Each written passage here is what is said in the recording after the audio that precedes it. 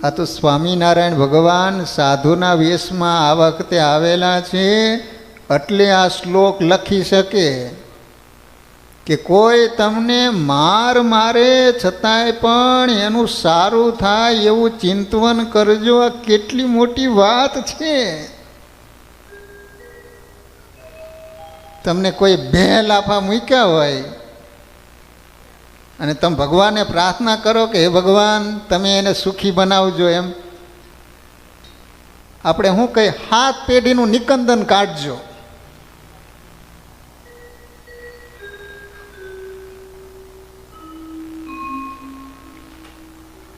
મહારાજ કહે છે કે સંતો તમે ક્રોધ ન કરતા, કારણ કે જે ક્રોધ કરે છે એ માણસ જીવતો હોવા છતાં મરેલો જ છે.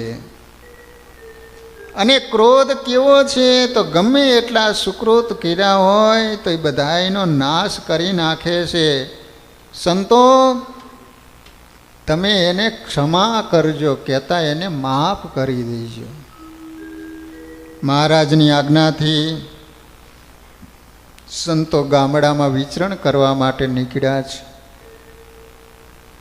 સંતોનું વર્તન અને વાતો સાંભળીને અનેક મુમુક્ષો સ્વામિનારાયણ સંપ્રદાયને જ્યારે સ્વીકારવા માંડ્યા છે, ત્યારે જે દુર્જન ભેખધારીઓ હતા એનાથી આ ઉત્કર્ષ સહન થયો નહીં.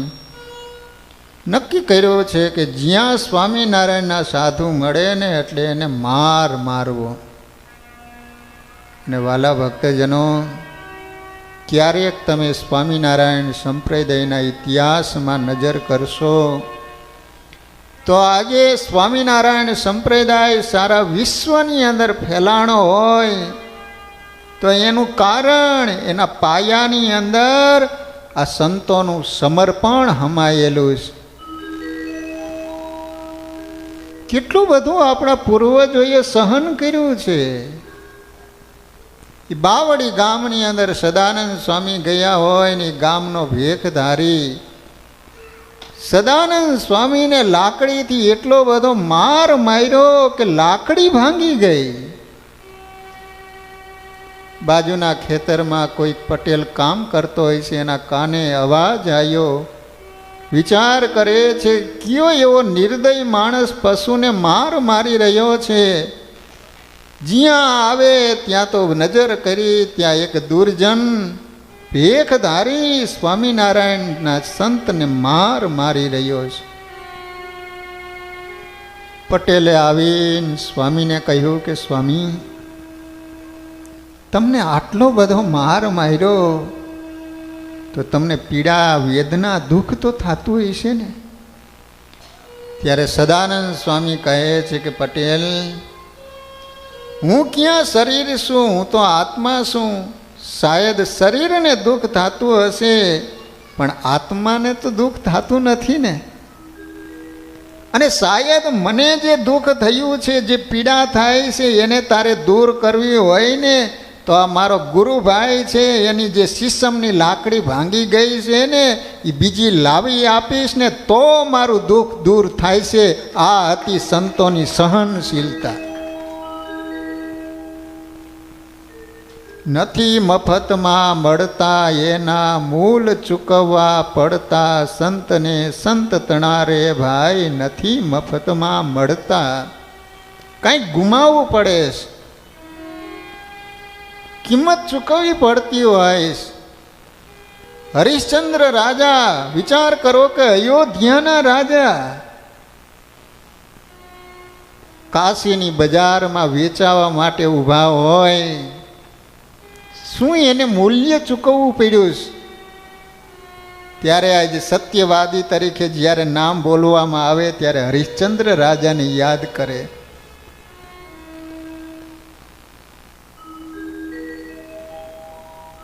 સંતોને ખૂબ મારવામાં આવ્યો છે.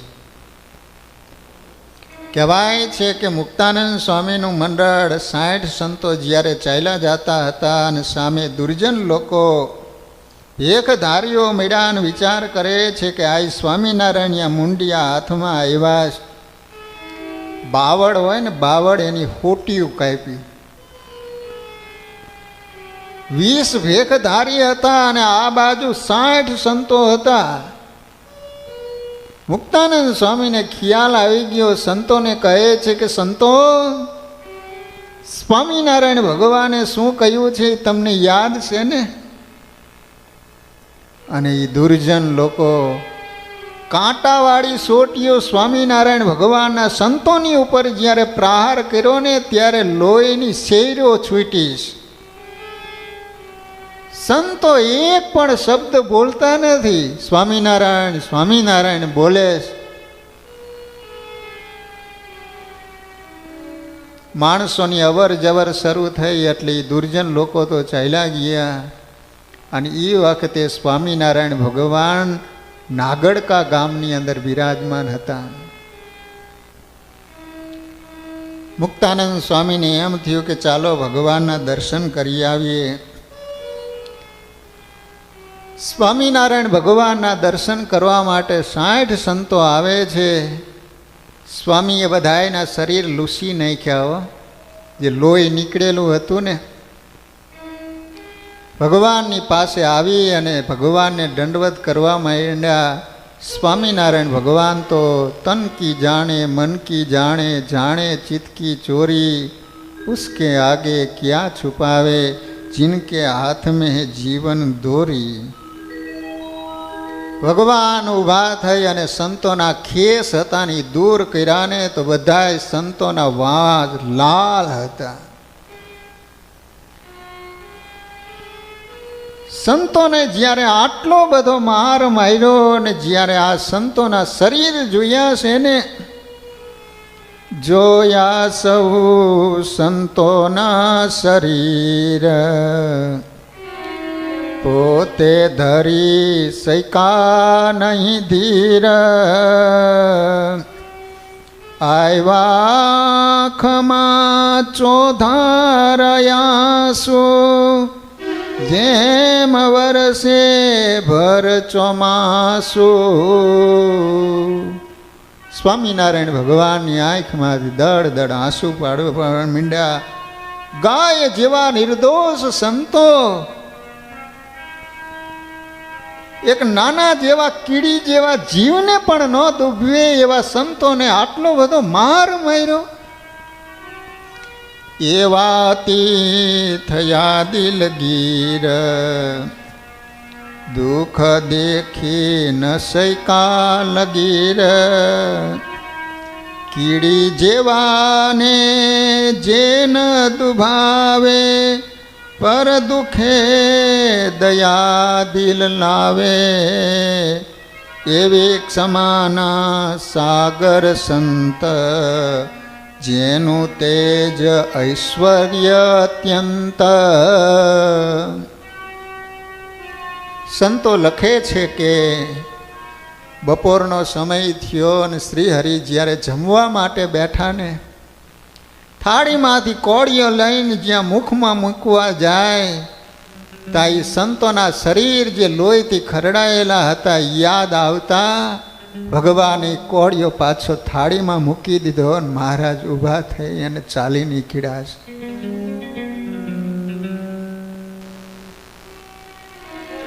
મહારાજે સંતોને કહ્યું કે સંતો,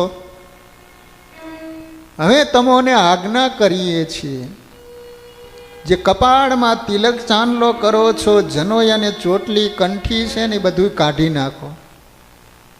પરોક્ષના સાધુ હોય એ રીતે તમને કોઈ ઓળખી ન શકે ને એ રીતે તમે વિચરણ કરજો.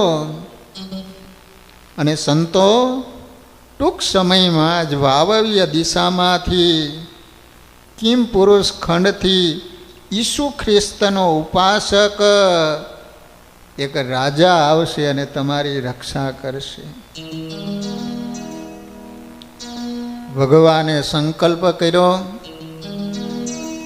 અને એ જ વખતે રાજકોટની અંદર સર માલકમ સાહેબ પધાર્યા અને એને વાતો સાંભળવા મળી કે સ્વામિનારાયણ ભગવાન છે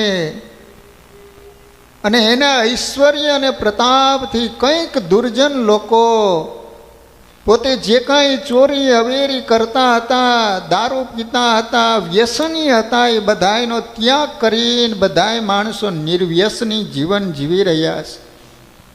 આવી જ્યારે બધી વાતો સાંભળી ત્યારે સર માલકમને એમ થયું કે મારે પણ સ્વામિનારાયણ ભગવાનને મળવું છે. એક એને લેટર લખ્યો અને એક માણસ દ્વારા ગઢપુર મોકલાયો. સ્વામિનારાયણ ભગવાનને પત્ર મળ્યો. મહારાજે પત્ર વાંચ્યો. એની અંદર સર માલકમ સાહેબે એવું લખ્યું હતું કે પ્રભુ, જો આપ કહેતા હોય તો હું ગઢપુર આવીને આપના દર્શને આવું, અને જો આપની ઈચ્છા હોય તો તમે રાજકોટ પધારીને મને દર્શન આપો. મહારાજે સભામાં ભક્તજનોને સંતોને કહ્યું છે કે સંતો, ચાલો આપણે રાજકોટ સર માલકમ સાહેબને દર્શન દેવા માટે જઈએ. મહારાજ ગઢપુરથી સંત હરિભક્તોને સાથે લઈ અને રાજકોટ પધારે છે. જ્યારે મહારાજ રાજકોટ પધારે છે ત્યારે કહેવાય છે કે વિદેશની બેન્ડ પાર્ટી સાથે ભગવાનનું ખૂબ ભવ્યતાપૂર્વક સ્વાગત કરવામાં આવ્યું છે. અને એ વખતે સભા કરવામાં આવી છે અને સર માલકમ સાહેબે જેટલા ખંડિયા રાજાઓ બેઠા હતા ને એ બધાને કહ્યું છે કે હવે પછી કોઈ પણ સ્વામિનારાયણના સાધુ ઉપર જો હાથ ઉઠાયો તો એને દેહાંત દંડની શિક્ષા કરવામાં આવશે. સ્વામિનારાયણ ભગવાન સર માલકમ સાહેબ ઉપર રાજી થયા છે અને કહ્યું છે કે જ્યાં સુધી તમે ગાયો, બ્રાહ્મણો અને સાધુની રક્ષા કરશો ત્યાં સુધી તમારું રાજ્ય ટકશે.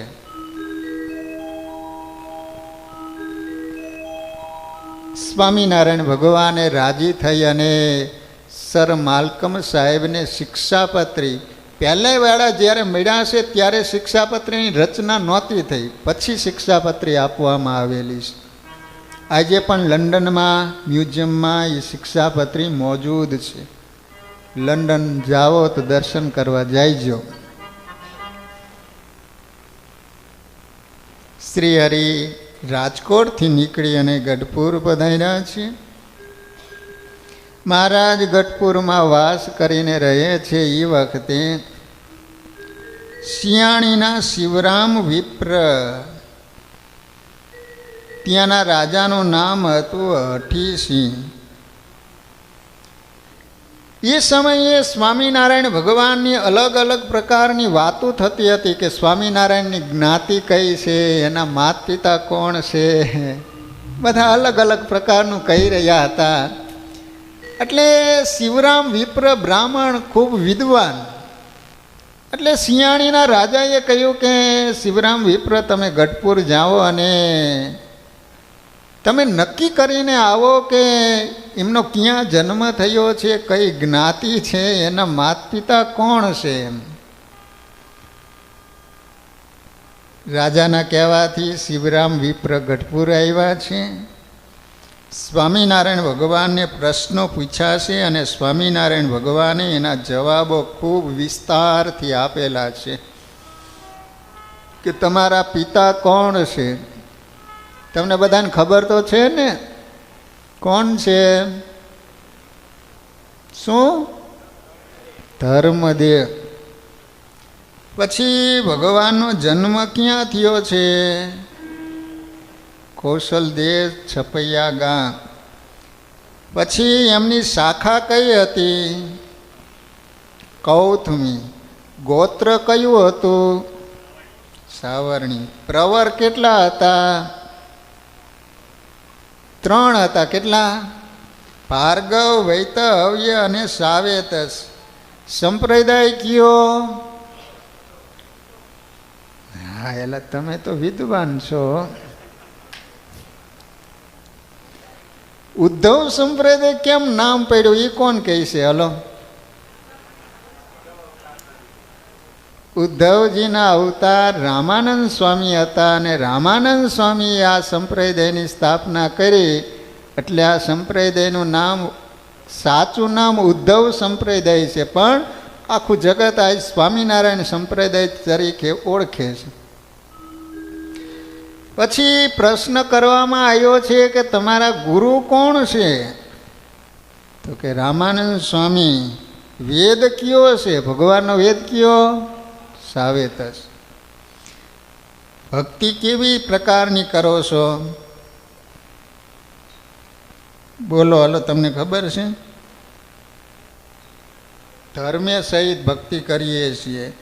તો કે ઈષ્ટદેવ તમારા કોણ છે? તો કે શ્રી કૃષ્ણ ભગવાન. કંઠી કેવી રાખો છો? તો કે 2 શેરની, તુલસીની. કંઠી તુલસીની હોવી જોઈએ. પછી ન મળતી હોય તો અત્યારે જે મળતી હોય પણ પહેરીને રાખવી. બધાને ગળામાં છે ને કંઠી, જોવો જોઈએ. લે તારે એલા છે નહીં, લે એની ખબર નહીં હોય. અત્યારે કીધું તારે ખબર પડી છે. એલા કંઠી મારો હરી જાણે.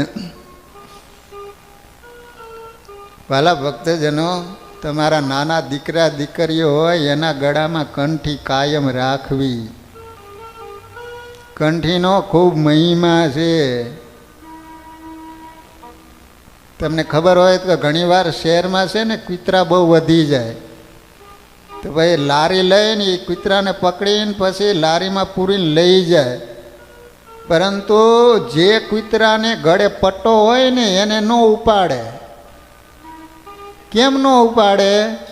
તો એને ખબર હોય કે આ કોઈ માલિકનો કૂતરો છે એટલે એને ન ઉઠાવે. એમ ઓલા જમદૂત આવીને જોવે આના ગળામાં કંઠી છે, આ નથી, ઉઠાવો, હલો.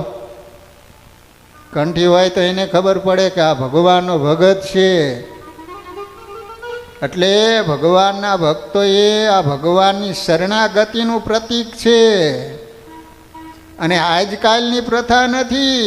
તમને ખબર હશે કે જ્યારે સુગ્રીવ અને વાલી, રામ ભગવાને કહ્યું કે જા તું વાલીને લલકાર, અને એક જ તીરે ન મારી નાખું તો હું સૂર્યવંશનો નહીં જાય. અને વાલીએ જઈને સુગ્રીવને લલકાર્યો. અને સુગ્રીવ એટલે બાપા એની તાકાત. તે રામ ભગવાન તો વૃક્ષની ઓથે આમ તીર લઈને ઊભા છે, બાણ ચડાવીને. અને બંને યુદ્ધ, ઓલો વાલી છે ને એક જ ગદા મૂકીને ભૂ ભેગો કરી દીધો. સુગ્રીવ આમ જોયા કરે કે એક તીરી ગયો ક્યાં?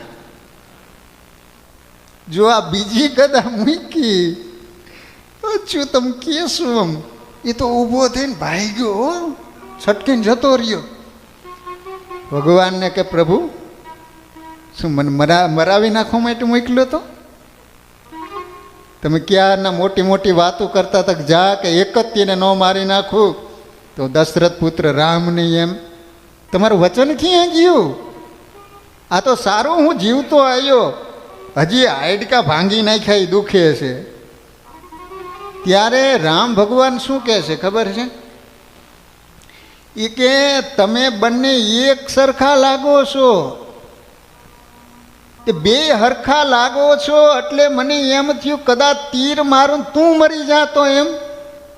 તો આપણા જેવા એક ખૂણે બેઠા બેઠા રામ રામ કરતા હોય તો એને કઈ રીતે ખબર પડે કયો? હલો, રામ ભગવાન એમ કહે છે કે તમે બંને હરખા છો એટલે હું ઓળખી ન શક્યો એટલે મેં તીર ન ચલાવ્યું. એમ કેવી બનાવટ રામ ભગવાન કરે છે.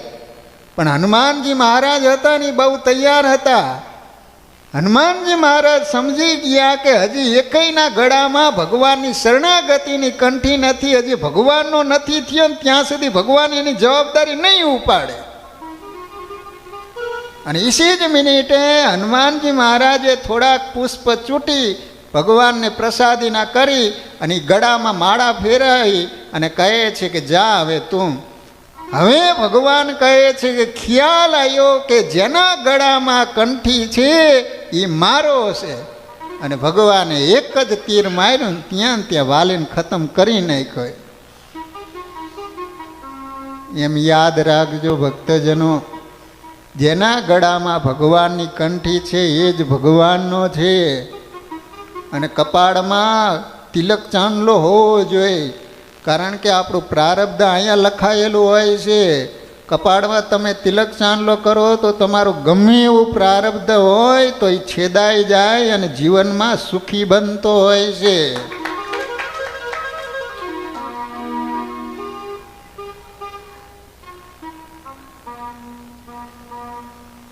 માટે વાલા ભક્તજનો, દરેક ભાઈઓ બહેનો, દીકરા દીકરીઓ, ભગવાનની શરણાગતિની ગળામાં કંઠી રાખજો અને કાયમને માટે ઉર્ધ્વ પુંડ્ર તિલક કપાળમાં કરજો. કોરી તાવડી જેવા લઈને કપાળ ફરતા નહીં. સુરત મુનિ પ્રતાપસિંહ રાજાને કહે છે કે રાજન, ભગવાન ગઢપુરમાં વાસ કરીને રહ્યા છે અને ભાગવતની કથા સાંભળે છે. ભગવાનને કથા બહુ ગમતી હો, સતત ભગવાન કથા સાંભળ્યા જ કરતા. અને માર્કંડેય મુનિએ જ્યારે નામકરણ કર્યું ને ત્યારે ભગવાનના ગુણો, ભગવાન કેવા થશે એ ધર્મદેવ અને ભક્તિ માતાને કહે છે. એમાં કહે છે કે તમારા દીકરા ભગવાનની કથા શ્રવણ કરવામાં પૃથુ રાજા સમાન બનશે. પૃથુ રાજા સમાન બનશે એટલે શું? પૃથુ રાજા ઉપર ભગવાન પ્રસન્ન થયા અને માગવાનું કીધું તો પૃથુ રાજાએ શું માગ્યું ખબર છે? મને 10,000 કાન આપો પિયુષલાલ, 10,000 કાન. કે હું આખા શરીરમાં આમ લોંતા લગાવી દીધા છે? એમ નહીં, 5,000 માણસો કથા સાંભળતા હોય એવી મને શ્રદ્ધા આપજો. માટે વાલા ભક્તજનો, કથામાં બેસવાના અંગ પાડવા. કથા સુણે તે કહી આદિ ભક્તિ તેથી વધે છે. નવધાની વિકતે હતા જનો જે જગમાં કુકર્મી, કથા સુણ્યાથી થયા સુધર્મી. સત્સંગનો કૃષ્ણ કથા જ પાયો, જોતે કદાપી નબળો જણાણો. સત્સંગ રૂપી શુભતો હવેલી, પડી જવાની ગણવી જ વહેલી. આ સત્સંગનો પાયો હોય ને તો કથારૂપી પાયો જેનો મજબૂત હોય એ હરિભગત ગમે એવા દેશકાળ આવે ને તો એ ચલાયમાન ન થાય. તમે જુઓ વિદેશોમાં કેટલા મોટા ઊંચા બિલ્ડિંગો હોય છે. અમેરિકામાં વર્લ્ડ ટ્રેડ સેન્ટર છે, કેટલું ઊંચું છે. તો આવડું મોટું બિલ્ડિંગ એ આપણે જ્યારે જોઈએ ને ત્યારે આપણને એક વિચાર આવે કે આટલું ઊંચું બિલ્ડિંગ ઊભું છે તો એનો પાયો કેટલો મજબૂત હશે. જો પાયો મજબૂત ન હોય તો ટૂંક સમયમાં બિલ્ડિંગ હેઠું આવે. એમ જે હરિભગતનો પાયો કથારૂપી મજબૂત હશે એ ભગત ગમે એવું સુખ આવે, દુઃખ આવે, ગમે એવા વાવાઝોડા આવે છતાંય પણ પોતાની સ્થિતિમાંથી ચલાયમાન નહીં થાય. એટલા માટે ભાઈઓ બહેનો, દરરોજ ભગવાનની કથા સાંભળવી. સુરત મુનિ પ્રતાપસિંહ રાજાને કહે છે કે રાજન, સ્વામિનારાયણ ભગવાન સૌવીર દેશમાં ઝાલાવાડથી પત્ર મળ્યો છે. મૂડીના દરબાર રાજાભાઈ એના શાળા મંત્રી રઘાભાઈ હતા. એને મહારાજને વિનંતી કરી છે કે મહારાજ તમે મૂડી પધારો. સ્વામિનારાયણ ભગવાન મૂડી પધાર્યા છે. ત્યાં મહારાજે અલર્ક ભાવમાં સ્નાન કર્યું છે. કેટલા ભક્તજનો મૂડી ગયા છો? ઘણા બધા ગયા છો.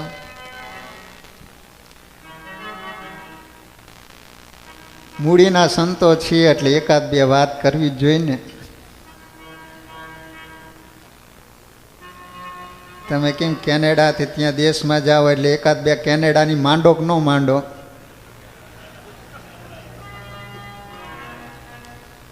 અમે જોઈ તો માંડી છે ને, કેનેડા ગયા હતા ને આવું હતું ને આવું હતું. ભલે ના એ છોકરા ભણવા માટે આવે, જોબ ન મળતી હોય ને સંડાસ બાથરૂમ સાફ કરે છે.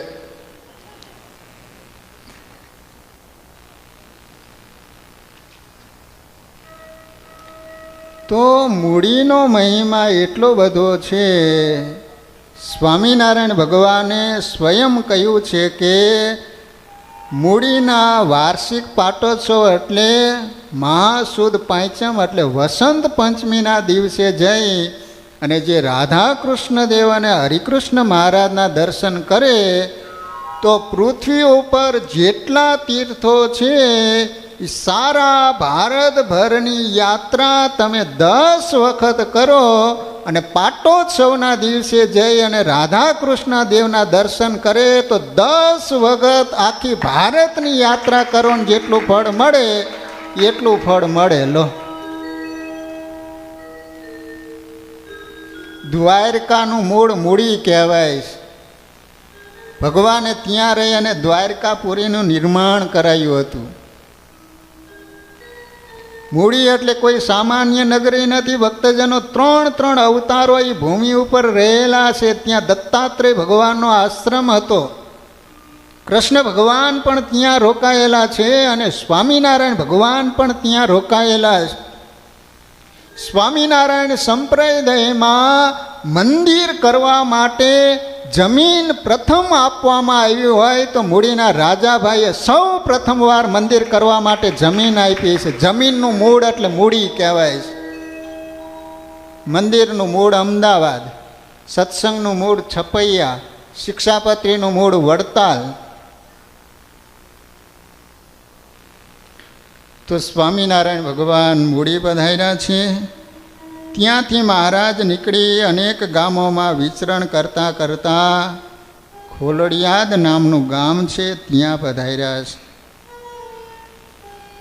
ખોલડિયાદ ગામની અંદર રામજીભાઈ, રૂડાભાઈ, નારાયણભાઈ, ખેંગારભાઈ, ત્યાં નાડોદાની વસ્તી વધારે છે. મહારાજે ખેંગાર ભગતને કહ્યું છે કે ખેંગાર ભગત, તમારા ઘરમાં અનાજ કેટલું છે? તો કે મહારાજ એકાદ કળશી અનાજ હશે. ભગવાન પૂછે છે કે ખેંગાર ભગત, તમારા ઘરમાં 12 મહિને કેટલા અનાજનો વરો થાય? કેટલું અનાજ જોઈ? તો કે મહારાજ અમારો પરિવાર મોટો છે, 5 કળશી અનાજ હોય ને તો પૂરું થાય. મહારાજ કે આવતી સાલ દુષ્કાળ પડવાનો છે તો અનાજ થઈ રહી છે એટલે તમે કરશો શું? મહારાજ એમાં શું કરવાનું હોય? વહેલા આવીને ધામમાં તેડી જઈજો, બીજું શું કરવાનું હોય? મહારાજ કે આ રીતે હાથ પગીને ઘસીને મરવું એ ભગવાનના ભગતને સારું ન કહેવાય એમ. મહારાજ આટલું કંઈ નહીં તો નીકળ્યા. ખેંગાર ભગત મહારાજને વડાવવા માટે પાછળ પાછળ ગયા. રસ્તામાં એક ખેતર આવ્યો એટલે મહારાજે પૂછ્યું કે આ ખેતર કોનું? રૂડા ભગત, ખેંગાર ભગત કે મહારાજ આપની દયાથી મારું. સ્વામિનારાયણ ભગવાન તો ત્યાંથી નીકળી ગયા.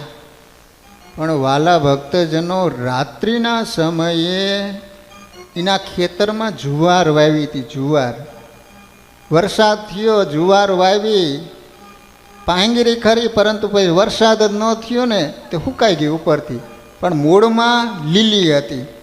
મહારાજને કે જો વરસાદ થાય ને તો પાછી જુવાર થાય.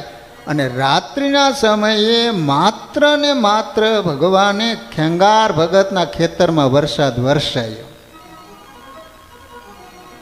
એ સવારનો સમય થયો, બાજુના ખેતરવાળો ગયો નામ જોયું, ત્યાં તો ગામમાં આવીને વાત કરે છે કે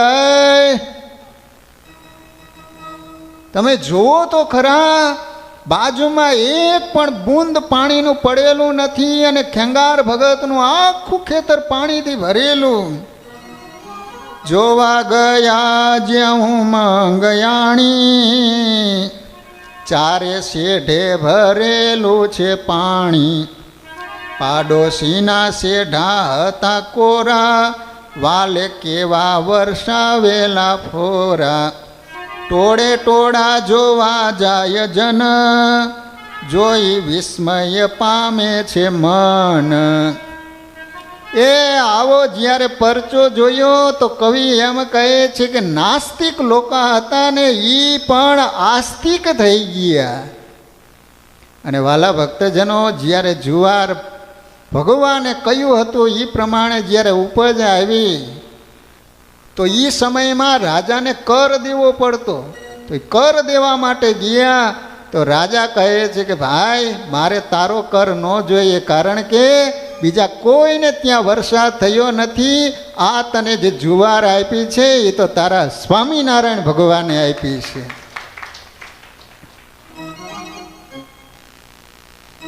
લો, ભગવાનના થવાથી આટલો ફાયદો થાય.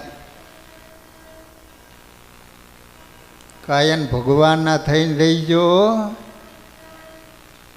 ભગવાન ગમે એટલા સુખી બનાવે, ગમે તે કન્ટ્રીમાં જવાનું થાય, પરંતુ કોઈ દિવસ તમે સ્વામિનારાયણ ભગવાન અને આ સત્સંગને મૂકતા નહીં. આજ તમે બધા, હું અને તમે ઉજળા છો એનું કારણ આ સત્સંગ છે.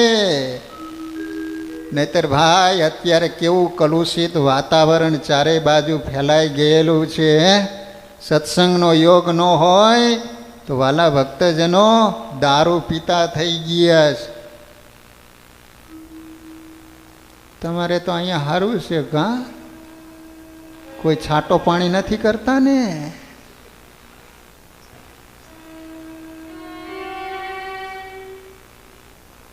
ચા બીડી ને હોકો, વહેલી પડાવે પોકો, પીવે એને રોકો, નહીં તો એને ટોકો.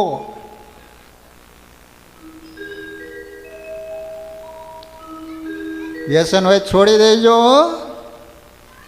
જો કથા સાંભળ્યા પછી દક્ષિણા દેવી પડે, તમને ખબર હે ને, મફત કથા ન સાંભળાય. તો દક્ષિણામાં મારે એ જોઈએ છે છેલ્લા દિવસે જે કાંઈ નાનું મોટું વ્યસન હોય તો અહીંયા હરિકૃષ્ણ મહારાજના ચરણોમાં મૂકી દઈશો. એ મારી મોટામાં મોટી દક્ષિણા હશે.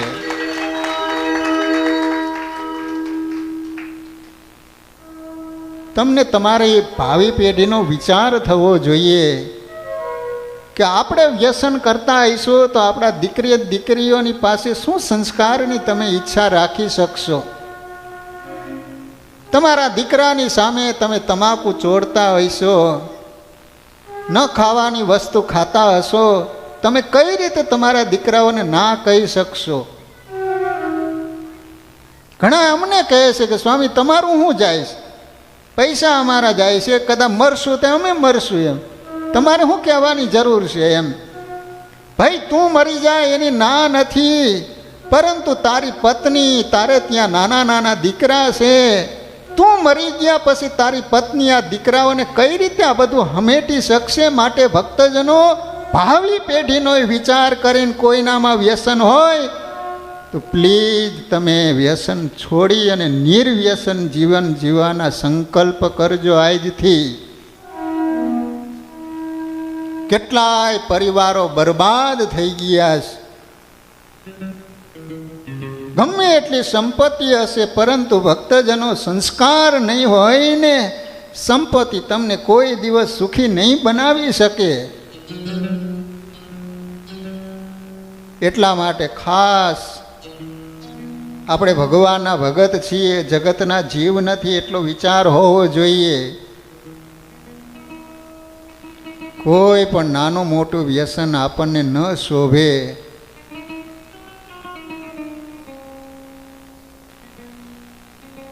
આ રીતે સ્વામિનારાયણ ભગવાને ખેંગાર ભગતના ખેતરમાં વરસાદ વરસાવી અને એની રક્ષા કરી છે. માટે કાયમ ભગવાનનો દ્રઢ આશ્રય રાખજો, એક ભગવાનની નિષ્ઠા રાખજો. જીવ જીવ કે આશ્રયે જીવ કરત હે રાજ, તુલસી શ્રી રામ કે આશ્રયે ક્યું બિગડેગા કાજ. તમારા દીકરા દીકરીઓ તમારા આશ્રયે બેઠા છે તેને કાંઈ ચિંતા નથી હોતી. આ ટાબરિયાઓ લીલા લહેર કરે છે ને, બોલો કારણ શું? એને મા બાપનો આશ્રય છે. જેને આંખની ઓળખાણ ન હોય એ છોકરીની સાથે તમારી સગપણ થાય ને તમે મંડપમાં હાથ મેળાવીને ઓલી પત્ની એમ તમને કહી દે કે આજથી હું તમારી, અને તમારા ઘરના પગથિયા ચડતા પડે અને ટાંટીઓ ભાંગી જાય ને 5 લાખ રૂપિયાનો ખર્ચો આવે, કોણ ભરે? બોલો, તમે ભરો કે ન ભરો? કેમ ભરો છો? અને જિંદગી પર્યંત એને કેમ હાચવો છો? તમારા શરણે આવી એટલે, તમારી થઈને રહી એટલે. એમ જો આપણે ભગવાનના થઈને રહીએ ને, કોઈના બાપની તાકાત નહીં તમારો વાડ વાંકો કરી શકે. સર્વ ધર્માન પરિત્યજ્ય મામેકમ શરણમ રજ અહમ ત્વામ સર્વ પાપેભ્યો મોક્ષિષ્યામિ મા શુચ. અર્જુન તું ચિંતા કરમાં, મારા શરણે આવી જા. અને અર્જુન ભગવાનના શરણે આવી ગયા તો સામે કેટલી મોટી 11 અક્ષોહિણી સેના હતી. વિચાર તો કરો, ખુદ એના ગુરુ દ્રોણાચાર્ય સામા પક્ષો ભીષ્મ દાદા. ભીષ્મ દાદા એટલે તમે શું સમજો છો? જ્યાં સુધી સંકલ્પ ન કરે કે મને લેવા માટે કાળ ન આવે ત્યાં સુધી કાળની પણ તાકાત નહીં ભીષ્મ દાદાને આંગળી અડાડી શકે. ઈચ્છિત મૃત્યુનું વરદાન, જ્યાં સુધી જીવવું હોય ત્યાં સુધી જીવી શકે. હવે આને કઈ રીતે મારવો?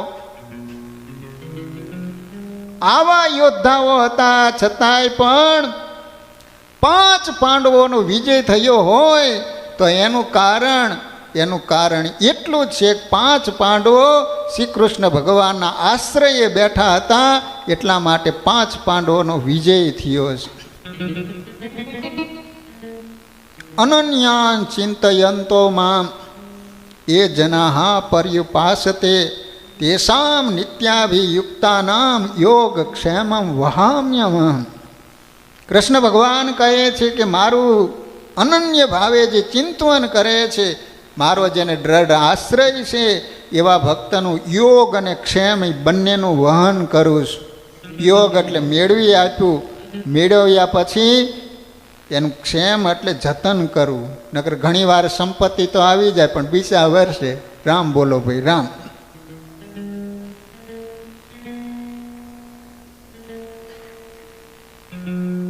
માટે એક ભગવાનનો દ્રઢ આશ્રય રાખજો.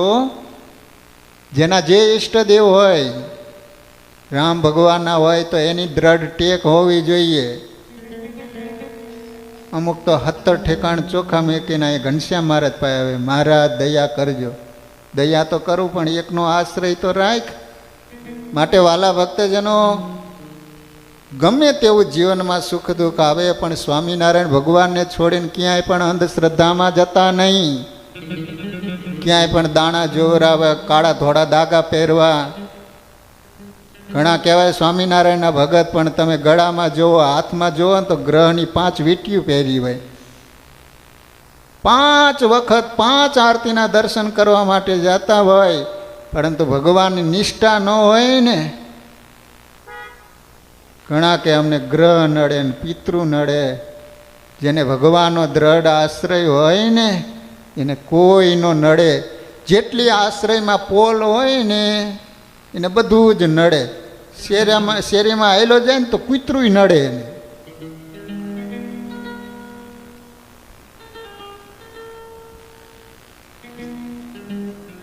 સ્વામિનારાયણ ભગવાન ત્યાંથી નીકળી અનેક ગામોમાં વિચરણ કરતા કરતા વઢવાણ નામનું ગામ છે ત્યાં પધાર્યા છે. અહીંયા એક તુલસી રહેતો હતો. જ્યારે સ્વામિનારાયણ ભગવાનના દર્શન કરવા માટે આવે ને કે મહારાજ તમે વઢવાણ પધારો ને, મારે મોટો યજ્ઞ કરાવો. જ્યારે મળે ને એટલે આમ કે મહારાજ આવ્યા. તુલસીને કે તુલસી કેદી આપણે જગન કરશું? અને આ લોભિયો હતો, માત્ર વાત જ કરતો હતો. એ કે મહારાજ હમણાં તો મુહૂર્ત સારું હે નહીં એમ. સ્વામિનારાયણ ભગવાન કે અમે અહીંયા ઊભા છીએ, તારા યજ્ઞમાં કોઈ પણ પ્રકારનું વિઘ્ન આવે એની જવાબદારી અમારે. પણ તુલસી એકનો બે ન થયો. નિષ્કુળાનંદ સ્વામી કે તુલસી બોલ્યો તો કરું જગન, પડ્યો ખોટો ન ખર્ચાણું ધન. મહારાજ ત્યાંથી નીકળી ગયા છે. ત્યાંથી નીકળી મેમકા, શિયાણી, તાવી થઈ અને દેવળિયા નામનું ગામ છે ત્યાં પધાર્યા. દેવળિયા બે છે, એક અમારા હળવદની બાજુમાં દેવળિયા ગામ છે અને આ તાવીનું દેવળિયા છે. તો તાવીના દેવળિયાની અંદર એક કેસીની બાઈ હતા, સ્વામિનારાયણ ભગવાનના પ્રેમી ભગત. હવે સ્વામિનારાયણ ભગવાન ત્યાં પધાર્યા એટલે કેસીની બાઈ કહે છે કે મહારાજ, એટલે મેં કીધું ફટાકડા શાના ફૂટ્યા? ત્યાં તો સિસ્ટર ડસ્ટબિન લઈને જાય છે. આપણી તો બેન જ થાય ને ત્યારે.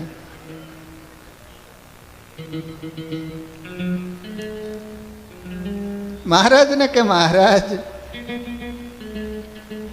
સવારે થાળ જમીન તમે જાયજો. મહારાજ કે જો અમારે સવારે વહેલા નીકળી જવું છે, દૂર પહોંચવાનું છે. ઘણી આજીજી કરી પરંતુ મહારાજ એકના બે ન થયા. કેસીની બાઈની ઈચ્છા છે કે મહારાજને મારે થાળ જમાડવો છે. સ્વામિનારાયણ ભગવાન સૂઈ ગયા, પાર્ષદો જે કાંઈ હશે એ બધા સૂઈ ગયા.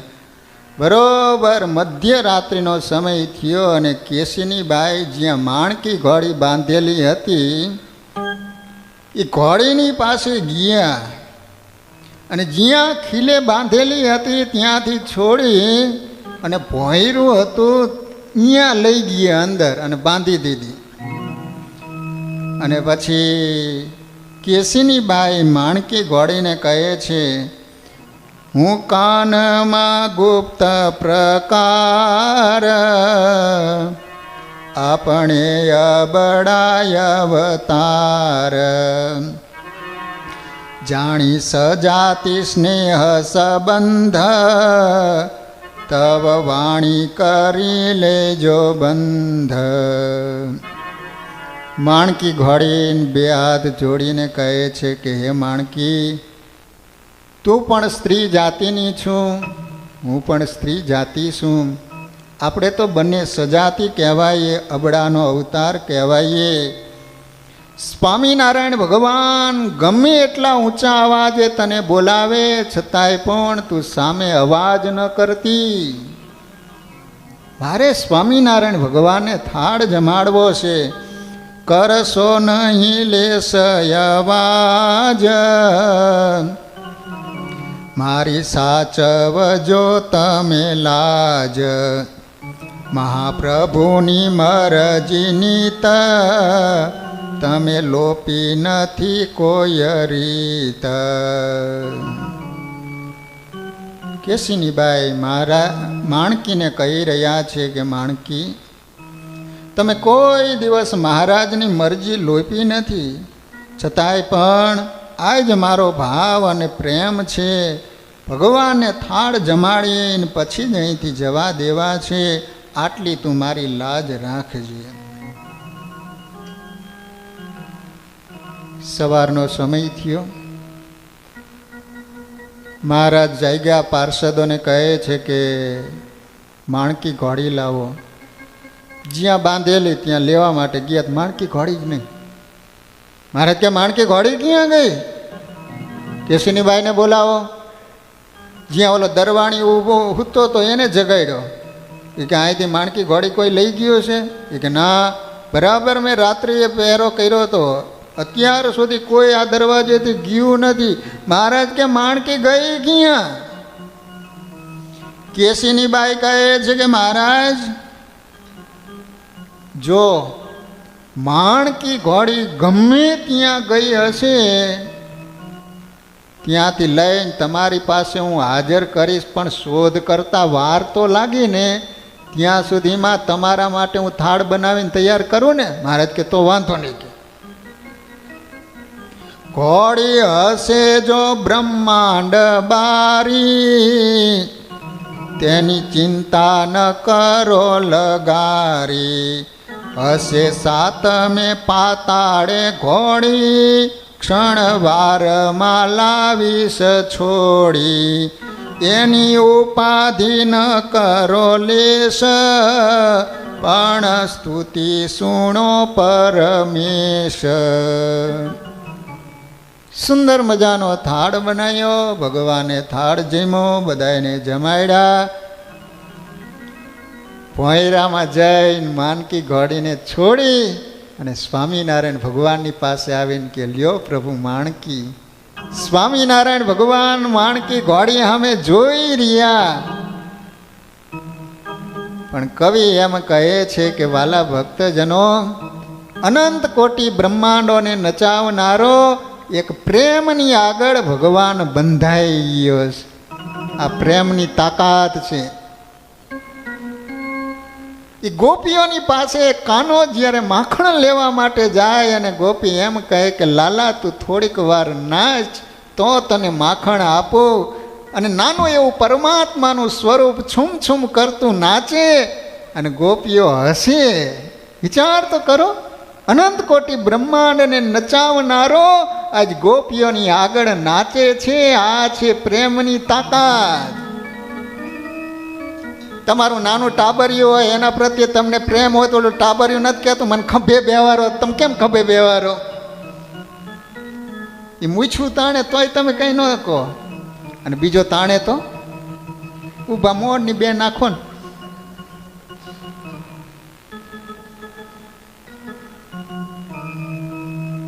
ગમે એવો પીએસઆઈ હોય કે ડીએસપી હોય, પણ ઘરે આવે ને એનો દીકરો એમ કે બાપા તમે ઘોડો થાવ, મારે બેવું. ઘોડો થાય કે ન થાય? આ પ્રેમની તાકાત છે. એ મહારાજને વડતાલ જવું હોય અને જીવબા લાડુબાની ઈચ્છા ન હોય તો અંતે ભગવાનને એમ કહેવું પડે કે તમે રજા આપો, હું રામનવમીનો ઉત્સવ કરીને તુરત પાછો આવીશ. વિચાર તો કરો, અનંત કોટી બ્રહ્માંડોનો નાયક જીવબા અને લાડુબાની પાસે રજા માગે, અને જીવબા અને લાડુબા કે ભલે મહારાજ તમે જાઓ પણ તુરંત પાછા આવજો એમ. સુરત મુનિ પ્રતાપસિંહ રાજાને કહે છે કે રાજન, ત્યાંથી શ્રીહરિએ અનેક ગામડામાં વિચરણ કરતા કરતા પાછા ગઢપુર પધાર્યા છે. ગઢપુરની અંદર વાસ કરીને રહ્યા છે. એ વખતે મત્સ્યાવના સુરસિંહ રાજા એનો પત્ર આવ્યો છે. મહારાજને પ્રાર્થના કરી છે કે મહારાજ તમે મત્સ્યાવ વધારો. એનો ભાવ અને પ્રેમ જોઈ સ્વામિનારાયણ ભગવાન મત્સ્યાવ નામનું ગામ છે ત્યાં પધાર્યા છે.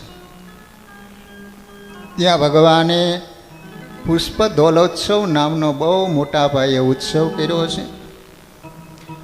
ભગવાન ત્યાં 1 મહિનો સુધી રોકાણા છે અને દામોદર ભગવાનની સ્થાપના કરી છે. દામોદર ભગવાનનું સ્વરૂપ પધરાવવામાં આવ્યું છે. અને મહારાજે ત્યાં બ્રાહ્મણોને જમાડી અને દક્ષિણા આપી છે.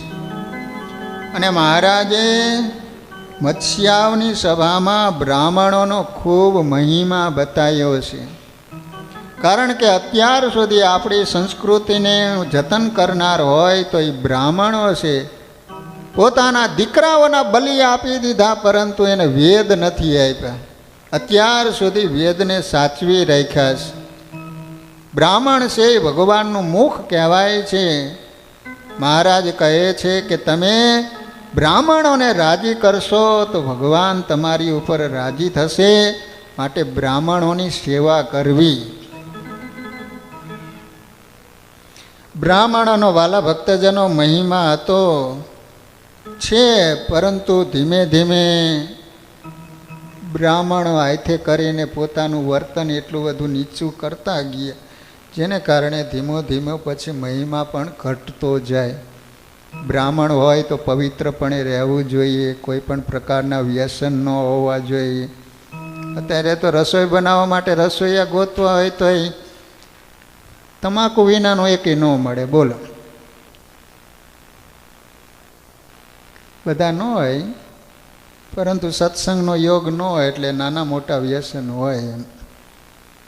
તો મહારાજે બ્રાહ્મણોનો ખૂબ મહિમા કહ્યો છે. અને સ્વામિનારાયણ ભગવાનને બ્રાહ્મણો ખૂબ વાલા હતા. તમે જુઓ ને, બ્રાહ્મણોને કેટલું ભગવાન દાન આપતા. જે કાંઈ ભગવાનના ચરણે ભેટ આવી હોય ને તો તરત બ્રાહ્મણોને આપી દેતા. કોઈ ગરીબ બ્રાહ્મણ હોય, દીકરાને જનોઈ આપવાની શક્તિ ન હોય તો ભગવાન પૂછે, બોલો ભૂદેવ તમારે કેટલા રૂપિયા જોઈએ? ગરીબ હોય, દીકરીના લગ્ન કરવાની શક્તિ ન હોય તો મહારાજ પૂછે કે ભૂદેવ બોલો દીકરીના લગ્ન કરવા માટે કેટલો ખર્ચો થાય છે? કેટલાયને સ્વામિનારાયણ ભગવાને લગ્ન પણ કરાવી દીધા હતા. અવારનવાર યજ્ઞો કરી અને બ્રાહ્મણોને જમાડતા. સ્વામિનારાયણ ભગવાનને બ્રાહ્મણો ખૂબ વાલા હતા. અને ખુદ સ્વામિનારાયણ ભગવાને પણ બ્રાહ્મણ કુળમાં જન્મ ધારણ કર્યો. વાલા ભક્તજનો, મત્સ્યાવના ફૈબા, એને ભગવાનમાં ખૂબ હેત હતું, મહિમા હતો. પરંતુ એક ભૂલને કારણે પછી મહારાજ મત્સ્યાવમાં બીજી વાર નથી આવ્યા. પ્રસંગ એવો બનેલો કે સાસુ અને વહુને કાંઈક ઝઘડો થયો, એટલે આ ફઈબાએ વહુને પિયરિયામાં હાંકી મૂકી. હવે મહારાજ અને સંતો મત્સ્યાવ જતા હતા, એમાં વચમાં મેલાસણ નામનું ગામ. વહુને ખ્યાલ આવ્યો કે મહારાજ મત્સ્યાવ જઈ રહ્યા છે, એટલે રસ્તામાં ઊભી રહી દીકરી. મહારાજને કહે છે કે મહારાજ, અમારા સાસુ વહુને જે કાંઈ અડબનાવ થયો છે, ગમે એમ કરીને તમે એનું નિરાકરણ કરો. મહારાજ, મારા સાસુમાં જેમ કહે છે એ બધું જ કરવા માટે તૈયાર છું, પણ મહારાજ આ ડખાનું આપ સમાધાન કરાવી આપો. સ્વામિનારાયણ ભગવાન કહે છે કે બેટા, તું અત્યારે અહીંયા રોકા, અમે મત્સ્યાવ જઈશું અને ફઈબાને સમજાવીશું. ફઈબા હા પાડે એટલે તમે ત્યાં મત્સ્યાવ આવજો. ભલે મહારાજ. સંતોને આગળ રવાના કરી દીધેલા. સંતોએ રસોઈ બનાવી, બધું કમ્પ્લીટ કરીને બેઠા છે. મહારાજ આવે એટલે પંક્તિ પાડી દઈએ. સ્વામિનારાયણ ભગવાન એવા, ફઈબા તો એટલા બધા રાજી થઈ ગયા. મહારાજનો મેળી ઉપર ઉતારો. મહારાજ આવ્યા એટલે ભગવાનનો હાથ ઝાલી અને દાદરા ચડવા માંડ્યા, પગથિયા ચડવા. અડધેક દાદરે પહોંચ્યા હતા, સ્વામિનારાયણ ભગવાન ઊભા રહી ગયા. સ્વામિનારાયણ ભગવાન ફઈબાને કહે છે કે ફઈબા, તમે અમારું એક વચન માનશો? આમ અચાનક વાતનો ઉપાડ કર્યો ને એટલે ફઈબા સમજી ગયા. માનો કે ન માનો, પણ પેલી મેલાસનની વાત કરવાની લાગે છે. સ્વામિનારાયણ ભગવાને કહે છે કે પ્રભુ, તમારી હું 1000 વાત માનીશ, પણ પ્લીઝ પેલી મેલાસણ વાળાની વાત ન કરતા. એમ મહારાજ કે અમારે એ જ વાત કરવી છે. સ્વામિનારાયણ ભગવાન ફઈબાને કહે છે કે ફઈબા, તમે અમને શું માનો છો? મહારાજ, આપ સર્વોપરી ભગવાન છો. મહારાજ, આપ કહેતા હોય ને તો તમારા માટે માથું આપી દઉં. મહારાજ કે માથાની જરૂર નથી, પણ આટલું જ જરૂર છે. વાલા ભક્તજનો, ફઈબા એકના બે નો થયા. મહારાજ કુરાજી થઈ ગયા અને સંતોને કહે છે કે સંતો ચાલો ત્યારે અમે નીકળી જઈએ. પણ મહારાજ, રસોઈ તૈયાર, બધા પાત્રો ભરેલા છે, હવે પંક્તિ પાડીએ એટલી જ વાર છે. મહારાજ કે ભલે પાત્રો એમને એમ પીડા રહ્યા હોય. અને મહારાજ સંતો ત્યાંથી નીકળી ગયા. અને કહેવાય છે કે ફરીને સ્વામિનારાયણ ભગવાને મત્સ્યાવમાં પગ ન દીધો.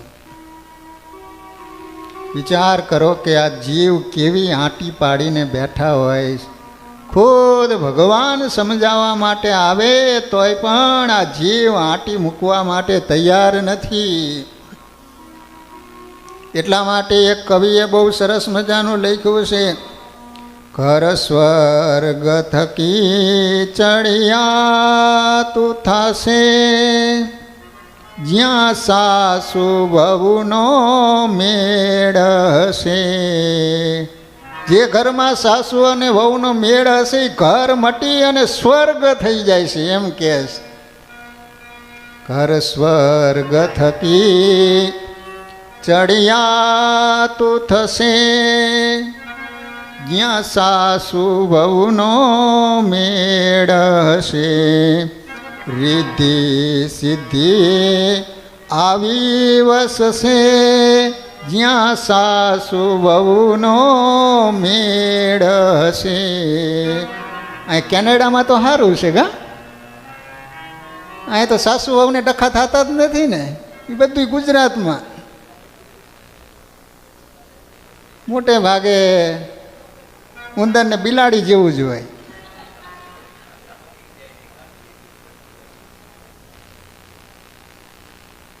સંસ્કારો પડશે બાળકમાં, નહીં રસા રાગ કદી નખમાં. સાજા નરવા જગમાં જીવશે, જ્યાં સાસુ વહુનો મેળ હશે.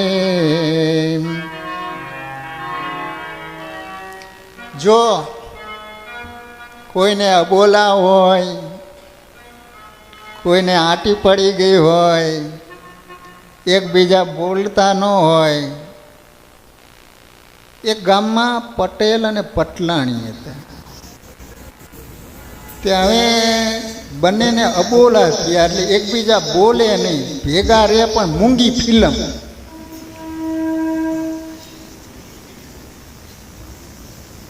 હવે બહેનો એવું કે શિયાળાના સમયમાં ચૂલાની બાજુમાં એક ગોખલો, ત્યાં એનો હસબન્ડ બેઠો બેઠો દાંતણ કરે. આ ઇંગ્લિશમાં નામય કેવો રાખ્યો, હસબન્ડ.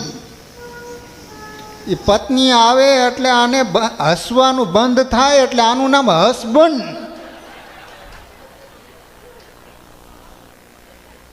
હા, તમે અત્યારે હસી શકો છો એનું કારણ શું? તમારી બાજુમાં બેઠા નથી એટલે. તરત ઠું મારે હું ખુક ખુક કરે. હવે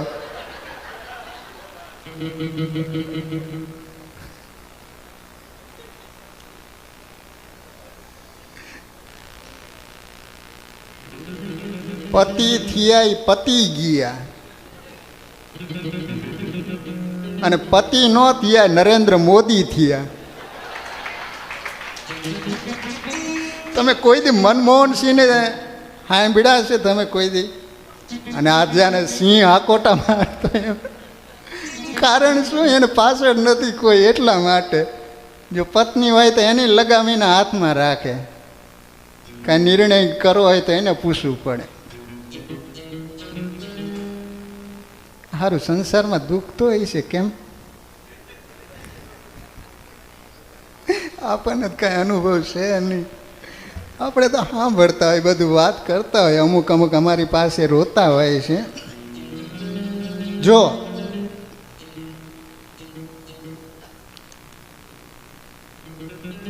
બે પ્રકારે પૂજા કરતા હોય પતિની. સારા સંસ્કારી હોય, ધર્મવાળી હોય તો પતિના ચરણમાં ચાંદલો કરે. એટલે આપણે જોઈએ તો ખ્યાલ આવી જાય કે આમના પત્ની સારા હશે. પરંતુ અમુકને લાફાથી પૂજા કરી હોય ને, લાલ ગાલ હોય, એટલે સમજી જાય કે આને કંઈક માથા ભારે ભટકાઈ ગઈ લાગે. એટલા માટે સત્સંગી જીવનમાં લખ્યું, પુરુષના 100 જન્મના પુણ્ય પ્રગટ થાય ત્યારે એને ધર્મ નિષ્ઠાવાળી પત્ની મળે છે, નકર તો મંથરા ભટકાઈ જ જાય.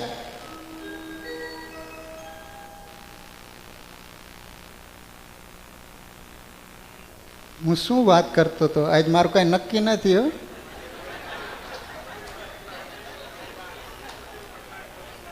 ડોશીમાં હાલ્યા જતા હતા, તે રસ્તામાં ઊંટિયું બેઠેલું. ડોશીમાને એમ થયું કે કારમાં બેઠી, ટ્રકમાં બેઠી, બસમાં બેઠી, ટ્રેનમાં બેઠી, સાયકલ ઉપર બેઠી, પણ ઊંટ ઉપર નથી બેઠી. લાવવાનું ઊંટ બેઠું છે, સવારી કરી લઉં. તે ડોશીમાં ઊંટ ઉપર બેઠા, જેવા બેઠા ને ઊંટ ઊભું થયું અને સ્પીડથી માંડ્યું હાલવા. પિયુષભાઈ જેવા હામાં મળ્યા એટલે કે માં કઈ બાજુ? બટા આજ નક્કી નથી, આજ નક્કી નથી, આજ તો ઊંટ લઈ જાય, અહીંયા જવાનું છે, આ સ્વામીનું નક્કી નથી કઈ બાજુ જાય. હા, ઓલી પતિ પત્નીની વાત કરતો પટેલ અને પટલાણીની. ત્યાં હવે અબોલા ઓલો બેઠો બેઠો દાંતણ કરે, એની પત્ની બેઠી બેઠી રોટલા કરે, એકબીજા સામે જોતા નથી, બોલતા નથી. ઓલો બેઠો બેઠો દાંતણ ઘસા કરે છે. એમાં ભગવાનને કરું ઓલી ચોયણી પહેરી લઈને નાળી હતી લાંબી, એમાં બરોબર ઓલો હળગતો હતું લાકડું, એને અડી ગઈ, ધીમે ધીમે માંડી હળગવા. ઓલી પત્ની આમ રોટલો નાખવા માટે ગઈ, ત્યાં નજર ગઈ તો ઓલો તો આમ નીચું ઘાલીને દાંતણ ઘસી જ જતો હતો. એના પત્ની વિચાર કરે છે કે આને જાણ કરવી ગઈ છે, નહીંતર હારો હડક છે, દાદ છે, તો મારે જ સેવા કરવી પડશે. અને છે અબોલા, હવે કેવું કઈ રીતે આને? તે રોટલા ઘડતી ઘડતી માંડી બોલો, આટલામાં કોઈની નાળી હળગી જાય આપણે શું? આટલામાં કોઈની નાળી હળગી જાય આપણે શું? ઓલો વિચાર કરે કે આટલામાં જ મારા સિવાય બીજું કોઈ છે નહીં. અને આમ નજર કરીને તરત નાળી હળગતી હતી ને ઓલવી નાખી. એના હસબન્ડને એમ થયું કે ઓહો, હું એને બોલાવતો નથી તોય આજ મારું કેટલું સારું કર્યું, હે નકર તો હું દાઝી જાત, કેટલી પીડા થાત, કેટલા દિવસ પથારી વસ રહેવું પડે. હવે બોલવું કઈ રીતે? તે ઓલી સળી પડી હતી ને હાથમાં લીધી. આનું નામ કોઈને આવડે છે? બોલો, આનું નામ કોઈને આવડે છે? ઓલી રોટલા ઘડતા ઘડતા કે આનું નામ હળી. તો મારા ને તારા ગયા હંભાળી આજથી બોલતા. એમ કોઈને આવું હોય ને તો આજથી બોલતા થઈ જાય. જો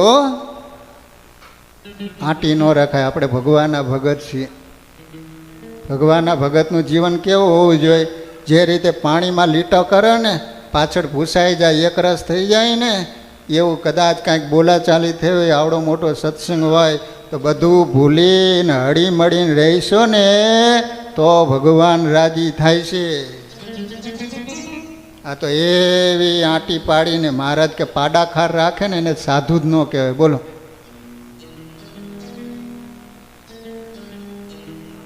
હવે એ આંટી પાડીને તમે બેઠા હોય ને મંદિરમાં બે ભેગા થાય એટલે હું ભગવાનનું ધ્યાન થાય એને એકબીજા આમ ડોળા કાઢતા હોય શું માટે. વાલા ભક્તજનો, આપણો પરિવાર છે, બધાએ હળી મળીને રહેવાનું. ભાઈઓ બહેનો, દીકરા દીકરીઓ બધું.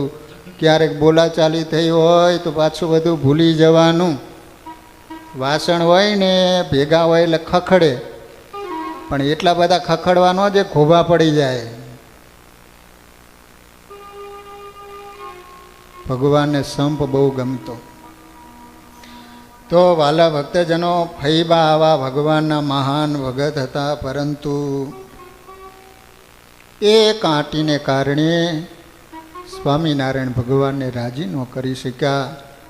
ખુદ ભગવાન સમજાવવા માટે આવ્યા તોય પણ ફૈબા એકના બે ન થયા.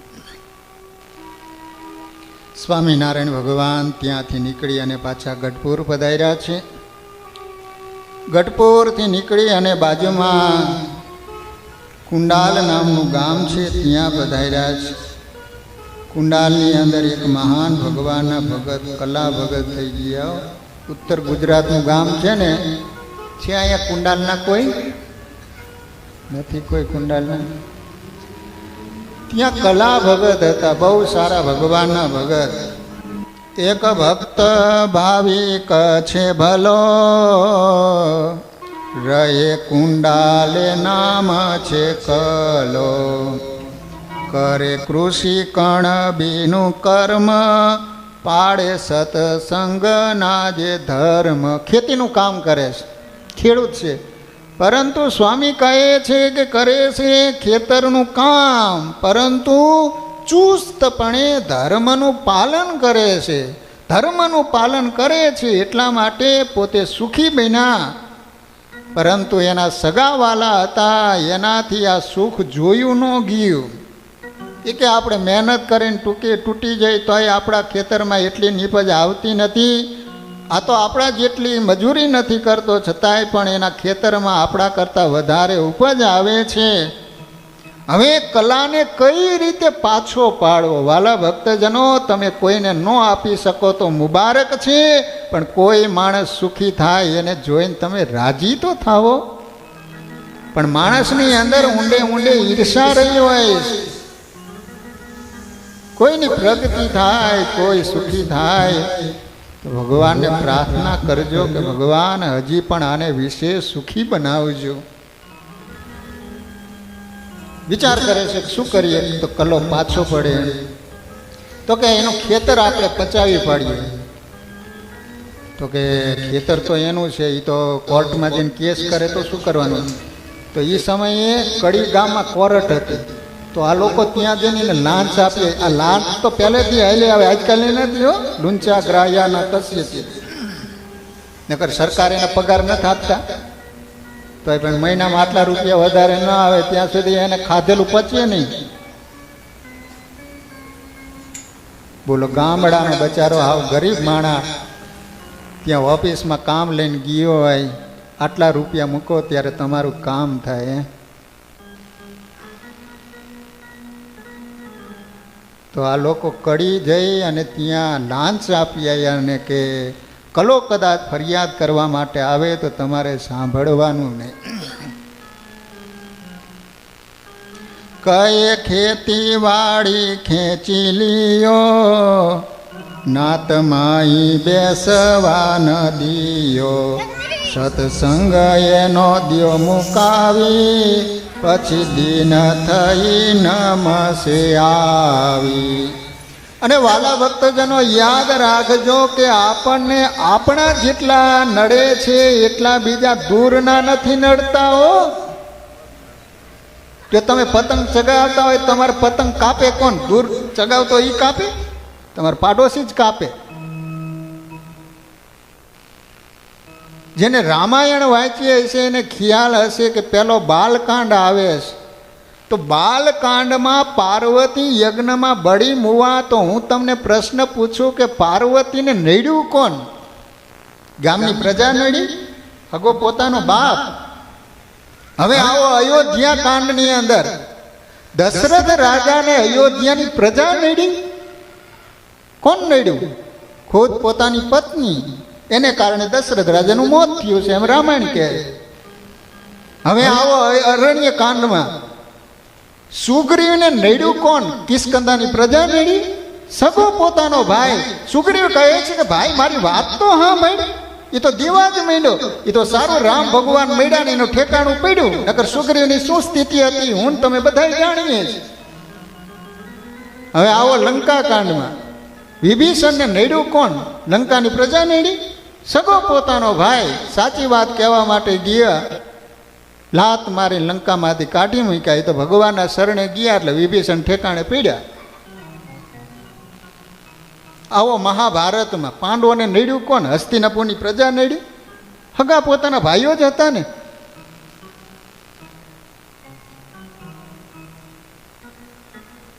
કલાને કહે છે કે કલા, કાલથી તારે ખેતરમાં પગ નહીં દેવાનો. કેમ? તો કે ખેતર તારું નથી. કલા વખત ત્યાં કોર્ટમાં ફરિયાદ કરવા માટે ગયા, પણ એ લોકો તો લાંચ લઈને બેઠા. તો હું સાંભળે?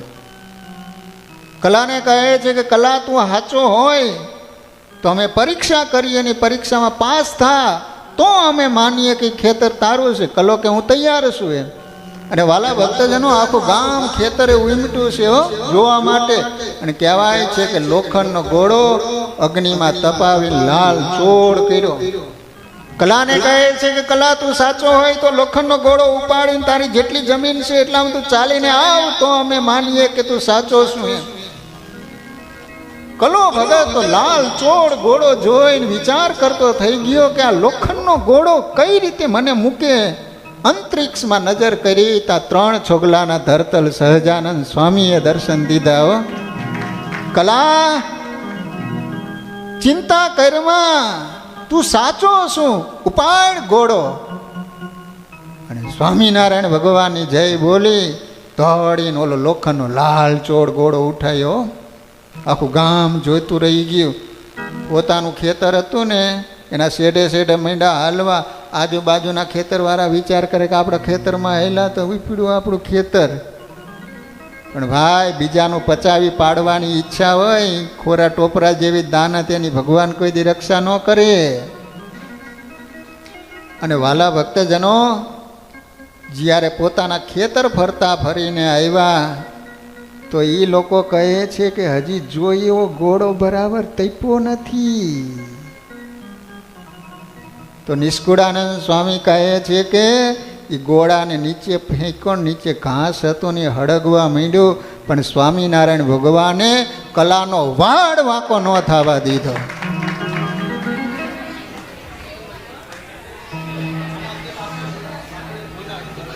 આ રીતે સ્વામિનારાયણ ભગવાને કલા ભગતની રક્ષા કરી છે. સ્વામિનારાયણ ભગવાન આ રીતે અનેક ગામોમાં વિચરણ કરતા કરતા મહેસાણા નામનું ગામ છે ત્યાં પધાર્યા છે. ત્યાં એક કસડીભાઈ, એમનો ભાવ અને પ્રેમ જોઈ અને મહારાજે ખીચડીના દાંતણ કરાવ્યા.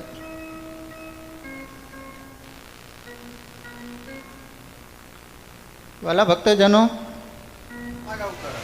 તમને એક વાત કરી, તમે કહેતા હોય તો.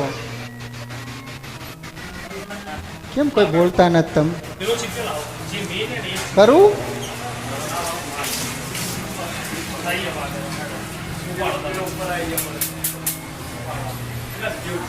જો હું સપ્ટેમ્બરના એન્ડમાં જવાનો છું, પરંતુ રાકેશભાઈ આવ્યા ઉપર, મને કે સ્વામી પ્લીઝ દિવાળી કરીને જાઓ.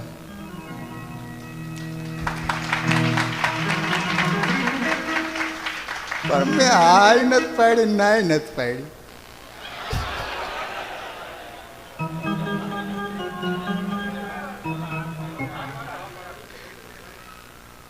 પણ આ પાડું, પણ મારી એક શરત છે. તમે મંજૂર રાખશો? ખખડીને જઈને ન બોલ્યા તમે. જો બહુ આગ્રહ થશે છે બધાનો કે દિવાળી કરીને પછી જાઓ. તમ તારે બેસતા વરા બપોર પછીની ટિકિટ તમારી આવી જાય છે કે પછી નહીં રોકીએ. પરંતુ વાલા ભક્તજનો, આપણે જે શનિવારની સભા કરીએ છીએ ને, જ્યાં સુધી રોકાવું ત્યાં સુધી ચાલુ રાખીએ.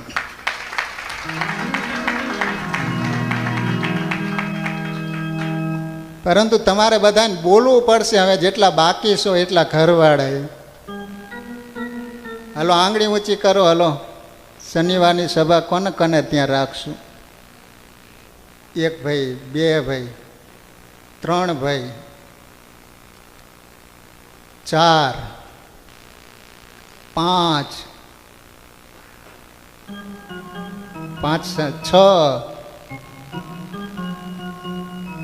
6 શનિવાર થયા. તો 2 મહિનાના કેટલા શનિવાર થાય? 8 થાય ને? 8. તો 2 શનિવાર બાકી રહ્યા. 7 શનિવાર થયા. હવે 1 બાકી છે, એટલે 8 થઈ ગયા. સ્વામિનારાયણ ભગવાનની જય. પિયુષલાલ, તમે નામ તો લખો. તો હવે આવતા શનિવારથી ને ચાલુ કરી દઈશું. તો આવતા શનિવારે કોના ઘરે રાખશું? ઓલા ભાઈનું નામ શું છે?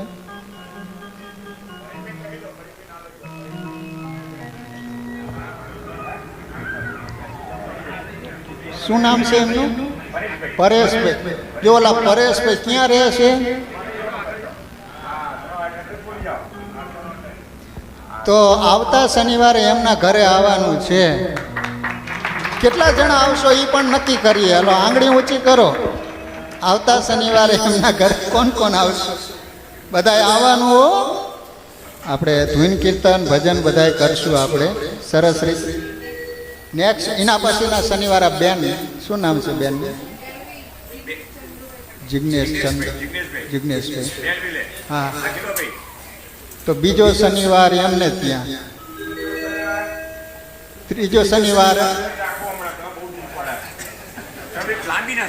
હા એમની પછી રાખીએ.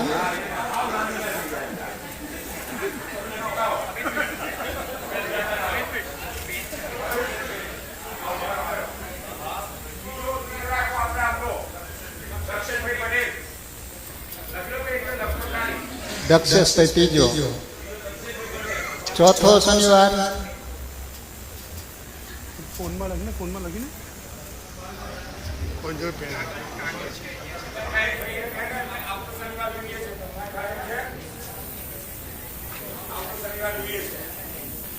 ઓલા અમને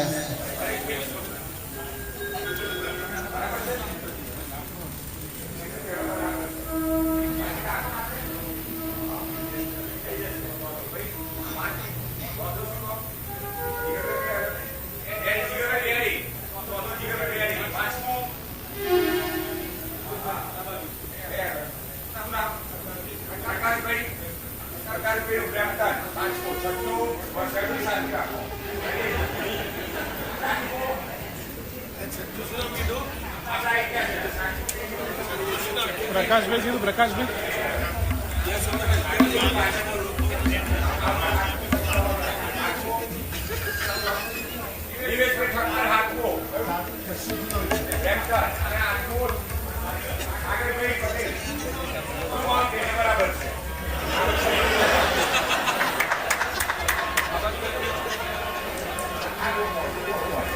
સરસ. વાલા ભક્તજનો, આપણે બધા જ શનિવાર ગોઠવાઈ ગયા છે.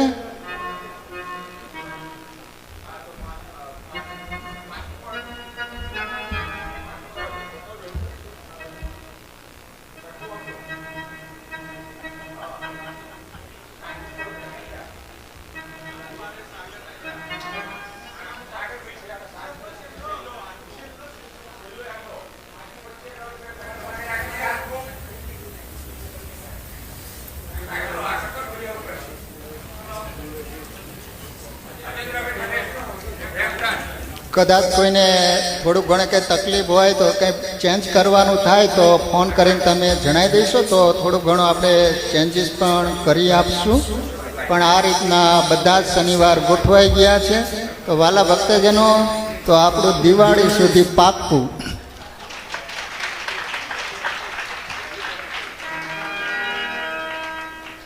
ખરેખર વાલા ભક્તજનો,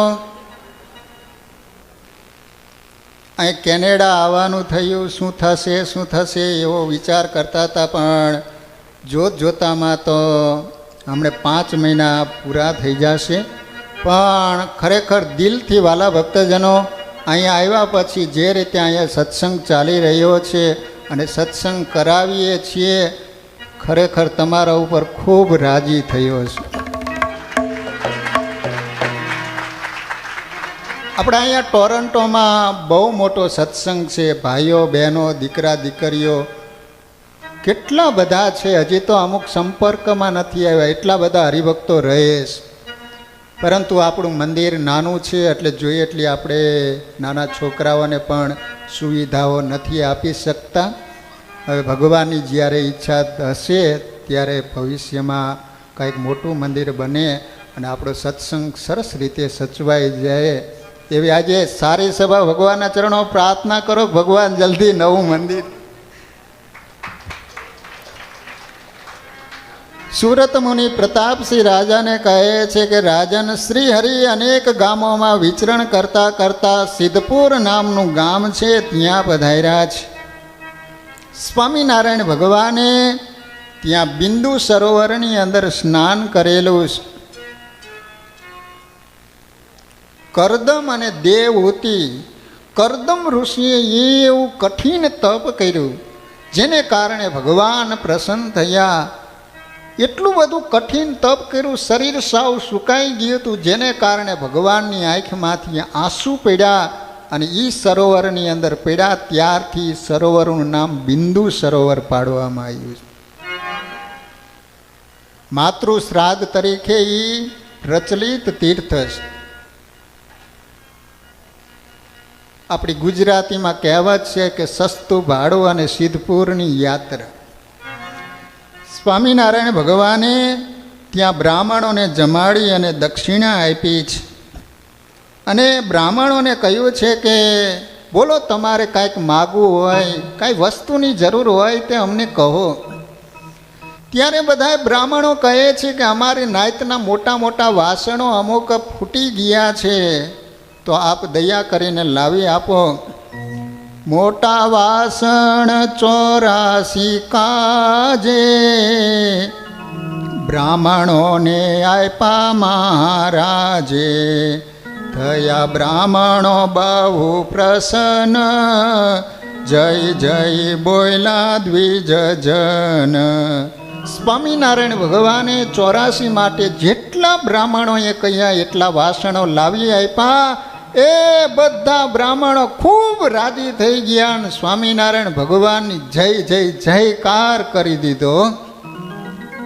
સ્વામિનારાયણ ભગવાને સિદ્ધપુરની અંદર તીર્થયાત્રા કઈ રીતે કરવી એનો ખૂબ વિસ્તારથી વિધિ બતાવ્યો છે. જો યાત્રાનો અર્થ શું થાય ખબર છે તમને? સંસ્કૃતમાં યા પ્રાપણે નામનો ધાતુ આવે. યા એટલે જવું, ત્રા એટલે ત્રાસ. ત્રાસ વેઠવાની શક્તિ હોય તો યાત્રામાં જવું. આ તો બસમાંથી ઉતર્યા નથી. સફરજન ક્યાં મળશે? ટોરન્ટોમાં ગયા હતા પણ રૂમમાં એસી નહોતું. લો બોલો, અમુક તો બદ્રીનારાયણની યાત્રા કરવા માટે ગયા હોય, અહીંયા તો કેટલી બધી ઠંડી હોય. કહ્યું હોય કે તમને 12 વાગે જમવાનું મળી જશે ને એકાદ કલાક જો મોડું થયું ને તો પોતે ગરમ થઈ જાય. બોલો, એટલી ઠંડીમાં ક્યારેક વહેલું મોડું થાય. મહારાજ કહે છે કે યાત્રા કરવી ત્યારે ખાસ બધી ઇન્દ્રિયોને જીતવી. તીર્થમાં મુંડન કરાવવું, બ્રાહ્મણોને દક્ષિણા દેવી, મહાપૂજા કરવી, પણ કોઈ દિવસ બ્રાહ્મણોની પરીક્ષા ન કરવી. મહારાજ કહે છે કે અશ્રદ્ધાળુ, પાપી, નાસ્તિક, સંશયવાળો, હેતુ ખોડનાર, આ 5 જણાને તીર્થનું ફળ મળતું નથી. અમુક માણસો તો જાય એટલે સંશય જ કર્યા કરે. ઓહ, આ પાણી કેટલું ખરાબ, આમાં નવાતું હોય છે, આમાં ક્યાં હાથ ધોવા જેવું છે. ઓલા પૂજ્ય હરિકેશવ સ્વામી ગાંધીનગરવાળા, અત્યારે તો સ્વામીધામમાં જતા રહીએ, પણ એ ઘણીવાર સ્વામી કહેતા કે આ સંશયવાળા જેટલા હોય ને એને ભારત અને પાકિસ્તાનની બોર્ડર છે ને અહીંયા રાખવા, કોઈ અજાણી વ્યક્તિને ઘૂસવા ન દે. સંશયવાળો હોય ને જીવનમાં કોઈ દી સુખી ન થાય. માટે વાલા ભક્તજનો, જો યાત્રા કરવી હોય ને તો 2ની જરૂર પડે. એક તો સારું શરીર હોવું જોઈએ. જ્યાં સુધી સારું શરીર હોય ને ત્યાં સુધી યાત્રા કરી લેવી. બીજું ખનખનિયા જોઈ. ખનખનિયા વિના યાત્રા, પૈસા જોઈ અને સારું શરીર. ખાસ તો જુવાનીમાં યાત્રા કરી લેવી. પછી હાથ પગ હાલતા ન હોય. અમુક યાત્રા તો બહુ કઠિન છે.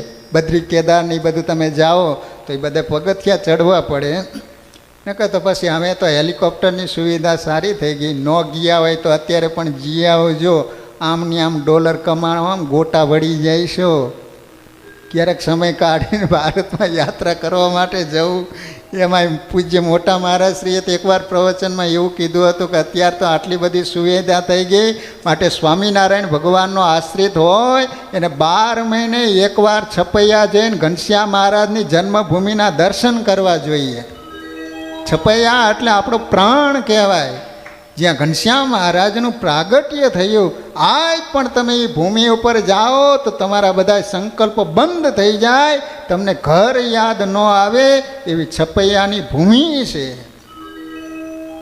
માટે ભક્તજનો શરીર સારું હોય ને ભગવાને સુખી બનાવ્યો હોય તો ચોક્કસ યાત્રા કરવા માટે જજો.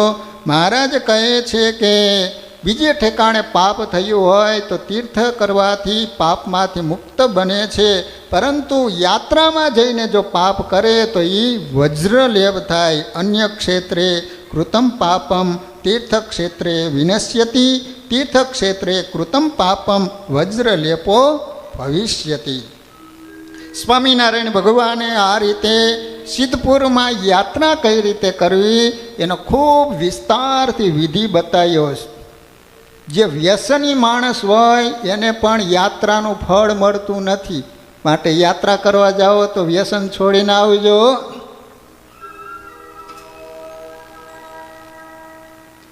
ઓલા તમાકુ જે ખાતો હોય ને પિયુષભાઈ, આમ તમે ચોરતો હોય ને એના સામે તમે જોઈજો, આપણા સામે આમ ડોળા કાઢ્યો એને બાપ માની નાખ્યો એમ. અને એ તમાકુ ચોડ્યા પછી આમ ટપલી મારે, તમને ખબર હે? એ શું કે ખબર હે? માને છોડી, બાપને છોડી, દીકરા દીકરી પત્ની છોડી, છેલ્લે બાકી પ્રાણને છોડી, બંદા હું તને નહીં છોડું વચન આપે એને. અને એ મારો હોઠમાં ચડાવીને બંબ જેવું કરીને પાછો અમારી પાસે આવે, સ્વામી કેમ છો? અમે તો મજામાં, પણ તું અહીંથી દૂર જા, અહીંયા થૂક ઉડાડે. સ્વામી કેમ છે? ચરોતરમાં તમાકુ થાય, ગધેડાય નથી ખાતા ને માણા મૂકતા નથી. બોલો. માટે પ્લીઝ કોઈનામાં પણ નાના મોટા વ્યસન હોય તો છોડી દેજો, નિર્વ્યસની જીવન જીવજો. ઘણા કહે છે કે અમે આ ન કરીએ ને તો હવે જાજરૂ જવાનું નથી થતું. બોલો, જન્મોતા નથી થતું? તમારા અહીંયા કેનેડામાં એવી ઘટના ઘટી કે અમારે ત્યાં બાળકનો જન્મ થયો ને સિગારેટ પીતો આવતો હતો.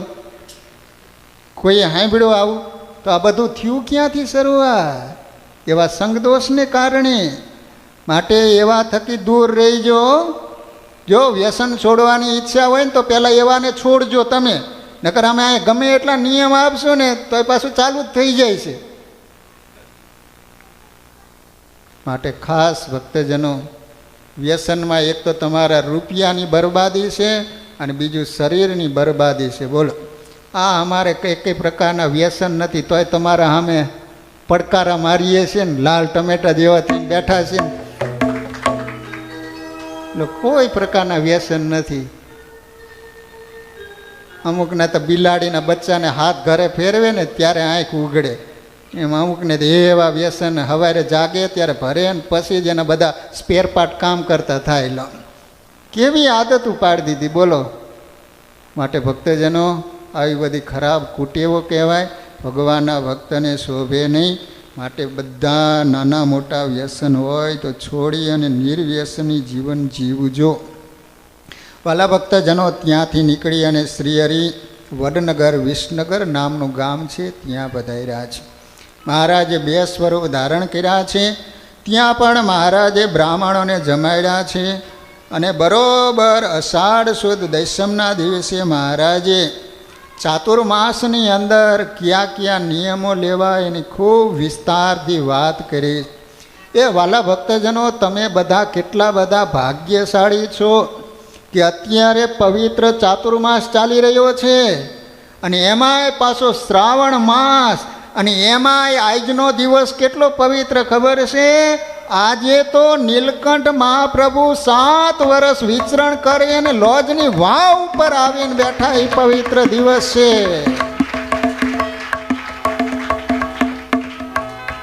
જો આ શ્રાવણ માસનું નામ શ્રાવણ માસ કેમ પડ્યું ખબર? મૂળ શ્રવણ શબ્દ છે, એટલે શ્રાવણ માસમાં વિશેષ ભગવાનની કથા સાંભળવી જોઈએ. તમે એટલા માટે ભાગ્યશાળી છો કે આવા પવિત્ર ચાતુર્માસ અને શ્રાવણ માસમાં અને ભગવાનના સાનિધ્યમાં તમે ભગવાનની કથા સાંભળી રહ્યા છો. તમારા જેવા બીજા કોઈ દુનિયામાં ભાગ્યશાળી ન કહેવાય. હળવે પુણ્ય હોય નહીં હરિકથાનો યોગ.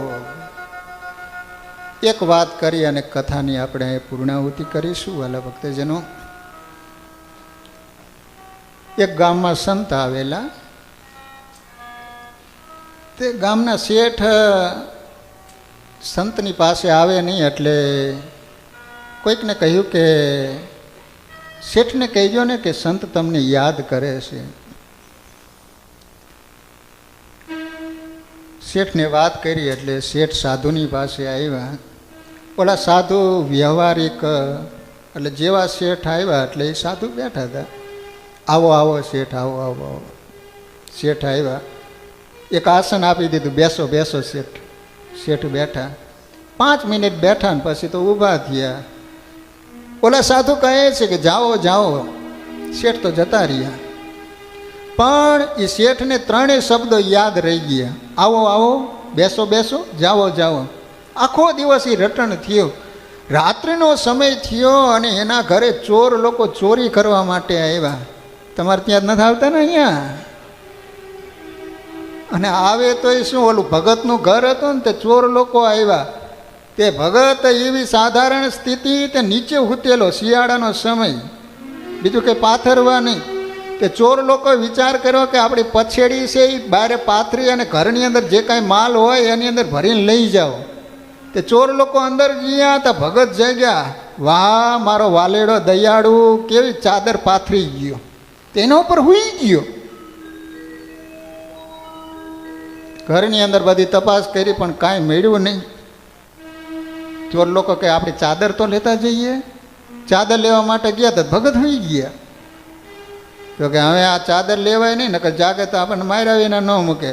તો એ ચોર લોકો ખડકીમાંથી બહાર નીકળ્યા એટલે ઓલો ભગત હૂતો બોલ્યો. એ કે જે હોય એ ઘરમાંથી બહાર જતા પહેલાં તમે ઘરની ખડકી બંધ કરીને જઈજો. ચોર બોલ્યા. એ કે અમે આવ્યા તો ચાદર પાથરીને ગયા, બીજો આવશે ને તો ઓઢાડીને જાય છે, ચિંતા કરવા જેવું નથી, આ તો ભગતનું ઘર છે. તે શેઠને ત્યાં ચોર આવ્યા એટલે ચોર લોકો તો આમ દિવાલ ટપીને નીચે ઉતર્યા. ત્યાં ભગત ઓલો શેઠ હતો ને એને બોલવાનું થયું, આવો આવો. ચોર લોકો કે આ શેઠ તો જાગતા લાગે છે, આપણે ઊભા છે ને એટલે જોઈ ગયા લાગે, નીચે બેસી. તે ચોર લોકો જેવા નીચે બેઠા ને તો કે બેહો બેહો. તો કે હવે અહીંયા રહેવાય નહીં. એ તો દિવાલ ટપીને જ્યાં જવાની તૈયારી કરે ને ત્યાં તો શેઠ બોલ્યા, જાઓ જાઓ. ચોર લોકો કે નક્કી આપણને જોઈ ગયા ને સવારે પોલીસ સ્ટેશને ફરિયાદ કરશે, પકડી જાય, જેલમાં આખી જિંદગી વિતાવવી પડશે. એ વાલા ભક્તજનો, સવારનો સમય થયો, શેઠ જાગે ત્યાં તો ચોર લોકો આવી શેઠના પગ પકડીને કે શેઠ અમને માફ કરજો. શેઠ કે શું છે? કે રાતે તમારે ત્યાં અમે ચોરી કરવા માટે આવ્યા હતા અને તમે આ રીતે અમને જોઈ ગયા ને, તમે કાંઈ કરતા નહીં, તમારી પાસે માફી માગવા માટે આવ્યા. ત્યારે શેઠ વિચાર કરે છે કે ઓહો, ફક્ત 5 મિનિટ સાધુની પાસે રહ્યો તોય ચોર થકી ભગવાને મારી રક્ષા કરી. કાયમ સાધુનો સમાગમ કરો તો મારા જીવનમાં કેટલો ફાયદો થાય. શેઠ કાયમ સાધુનો સમાગમ કરવા લે. માટે વાલા ભક્તજનો, કથાનો ખૂબ મહિમા છે. જીન હરી કથા સુની નહીં કાના, શ્રવણ રંધ્ર અહીં ભવન સમાના. તુલસીદાસજી એમ કહે છે કે ભગવાનની કથા કેવી છે? તો કહે છે કે તાલી સમાન છે. જે રીતે તાલી પાડે અને બાજરા ઉપર પંખી બેઠા હોય તો ઉડીને જતા રહે છે ને, એમ ભગવાનની જે કથા સાંભળે તો એના મનમાં જે કાંઈ સંશયો હોય ને દૂર થાય છે. એટલે વાલા ભક્તજનો, કથાનો ખૂબ મહિમા છે અને તમે ખૂબ જ શ્રદ્ધાવાળા છો. આજ સવારે સ્વામીને હરિભક્તો કે આપણે 4 વાગે કથા ચાલુ કરવી છે. મેં કીધું 4 વાગે ત્યાં કોણ આવશે? પણ તમે પહેલેથી જ આવી ગયા કથા સાંભળવા માટે. એકવાર તમારી તાલી બધાય જોરદારથી વગાડી લ્યો. તમારી કથા સાંભળવાની શ્રદ્ધાને ધન્યવાદ. તો વાલા ભક્તજનો, ખૂબ આનંદ થાય છે કે તમે દેશને છોડી અહીંયા તમે વિદેશની ધરતી ઉપર આવ્યા, છતાંય પણ તમે ભગવાન અને સત્સંગને છોડ્યો નથી, જેને કારણે તમે ખૂબ ઉજળા છો અને સર્વ પ્રકારે સુખી છો. એ બધો જ પ્રતાપ સિંહાસનમાં બેઠેલા ઘનશ્યામ મહારાજનો છે. તો વિશેષ નહીં કહેતા વાલા ભક્તજનો, પૂજ્ય યજ્ઞ પ્રકાશ સ્વામી પધાર્યા છે. તમે તો ઘણીવાર ટીવીના માધ્યમથી તમે એમની કથા સાંભળતા હશો. દેશમાં બહુ મોટી ગુરુજનોની દયા અને આચાર્ય મહારાજના આશીર્વાદથી સ્વામી અત્યારે 2 મંદિરની મોટી જવાબદારી લઈને બેઠા છે. દેશ વિદેશમાં સ્વામી ઘણી બધી મહેનત કરી અને હરિભક્તોને રાજી કરી રહ્યા છે. હું તો આટલા દિવસ કોઈ દિવસ સ્વામીની સાથે મારે રહેવાનું નથી થયું. સ્વામી આવવાના હતા મને તો કંઈક થતું. મેં કીધું આવા મોટા મહંત આવે છે કે એને કઈ રીતે સાચવવા, કઈ રીતે મારે કરવું, હું કરું. પણ આવ્યા પછી તો જાણે આમ ઘરના સભ્ય હોય ને એના કર જાણે વર્ષોનો નાતો હોય ને એવું એનું સરળ જીવન.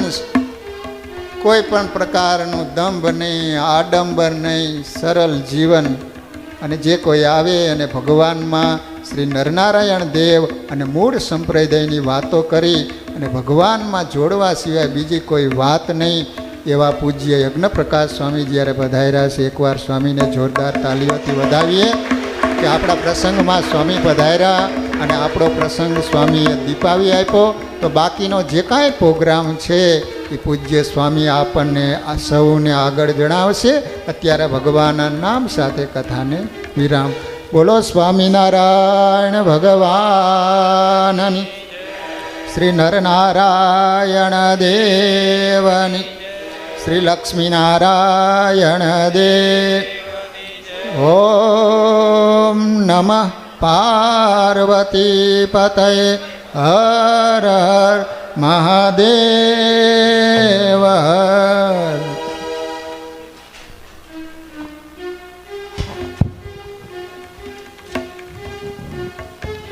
બોલો સ્વામિનારાયણ ભગવાનની જય. શ્રી નરનારાયણ દેવની. અત્યારે તમારા બધા માટે છે ને કાજુ પનીરનું શાક બનાવ્યું છે. એટલે જેટલું જોર કરશો ને એટલું વધારે ખવા છે. બરાબર? એકવાર 2 હાથ ઊંચા કરી અને જય બોલાવાની. બોલો નરનારાયણ દેવની. હા, ખૂબ સરસ.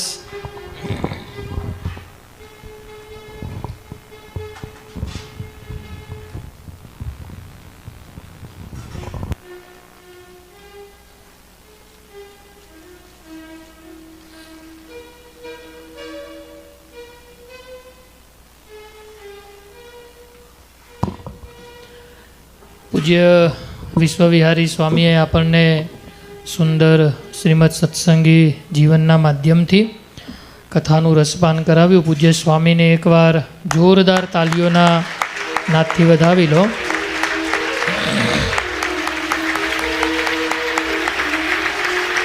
સત્સંગી જીવન ગ્રંથ છે, આમ ધર્મશાસ્ત્ર છે.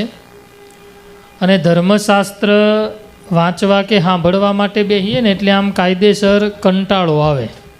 કારણ કે દુનિયામાં ઉપદેશ કોઈને ગમે, લેવો કોઈને ગમે નહીં હોય, દેવો પાછો બધાને ગમે. હા, ઉપદેશ દેવાનો હોય ને તો આમાં ઉપદેશ દેવાવાળા જાજા હોય પણ લેવાવાળા બહુ ઓછા હોય. પણ એ જ ઉપદેશને, એ ધર્મોને રમૂજ સાથે આમ શીરાની જેમ લહ દઈને અંદર ઉતરી જાય ને એવી રીતે સ્વામી મસ્ત કથાની અંદર આપણને સુંદર એ ઉપદેશનું, ભગવાનના ચરિત્રોનું શ્રવણ કરાવ્યું છે. વિહારી સ્વામી આમ તો ઉંમરમાં મારાથી 10-12 વર્ષ મોટા છે. હો, હા, કેટલા 49 થયા? ના ના, 44 થયા છે. હો, હા, એટલે મારાથી તો 10 વર્ષ મોટા છે. પણ અમારા સંતોને એકબીજા પ્રત્યે આદરભાવ હોય, પ્રેમભાવ હોય. જ્યારે પૂજ્યપાદ આચાર્ય મહારાજ શ્રી આજ્ઞા કરી કે આ વખતે કેનેડા જવાનું છે, કીધું કંઈ વાંધો નહીં બાપજી, કારણ કે અમારા માટે તો ધર્મકુળની આજ્ઞા એ જ અમારું જીવન હોય. ધર્મકુળની આજ્ઞાએ પ્રવૃત્તિ અને એમની આજ્ઞાએ નિવૃત્તિ. વચને પ્રવૃત્તિ અને વચનની નિવૃત્તિ એ સ્વામિનારાયણ ભગવાને સંતોને શીખવેલો એક સિદ્ધાંત છે. અને એ સિદ્ધાંતની અંદર રહીએ ને તો જીવનમાં ક્યારે પણ દુઃખ આવે નહીં. આપણે ગઈકાલે વાત કરી હતી પાર્કિંગની, ખબર છે ને કે ભાઈ આપણે કોઈએ અહીંયા ક્યાંય પણ આ ઝોનમાં પાર્કિંગ કરવાનું નથી. આપણે બધાએ પાર્કિંગ દૂર કરવાનું છે. દૂર એટલું બધું નથી.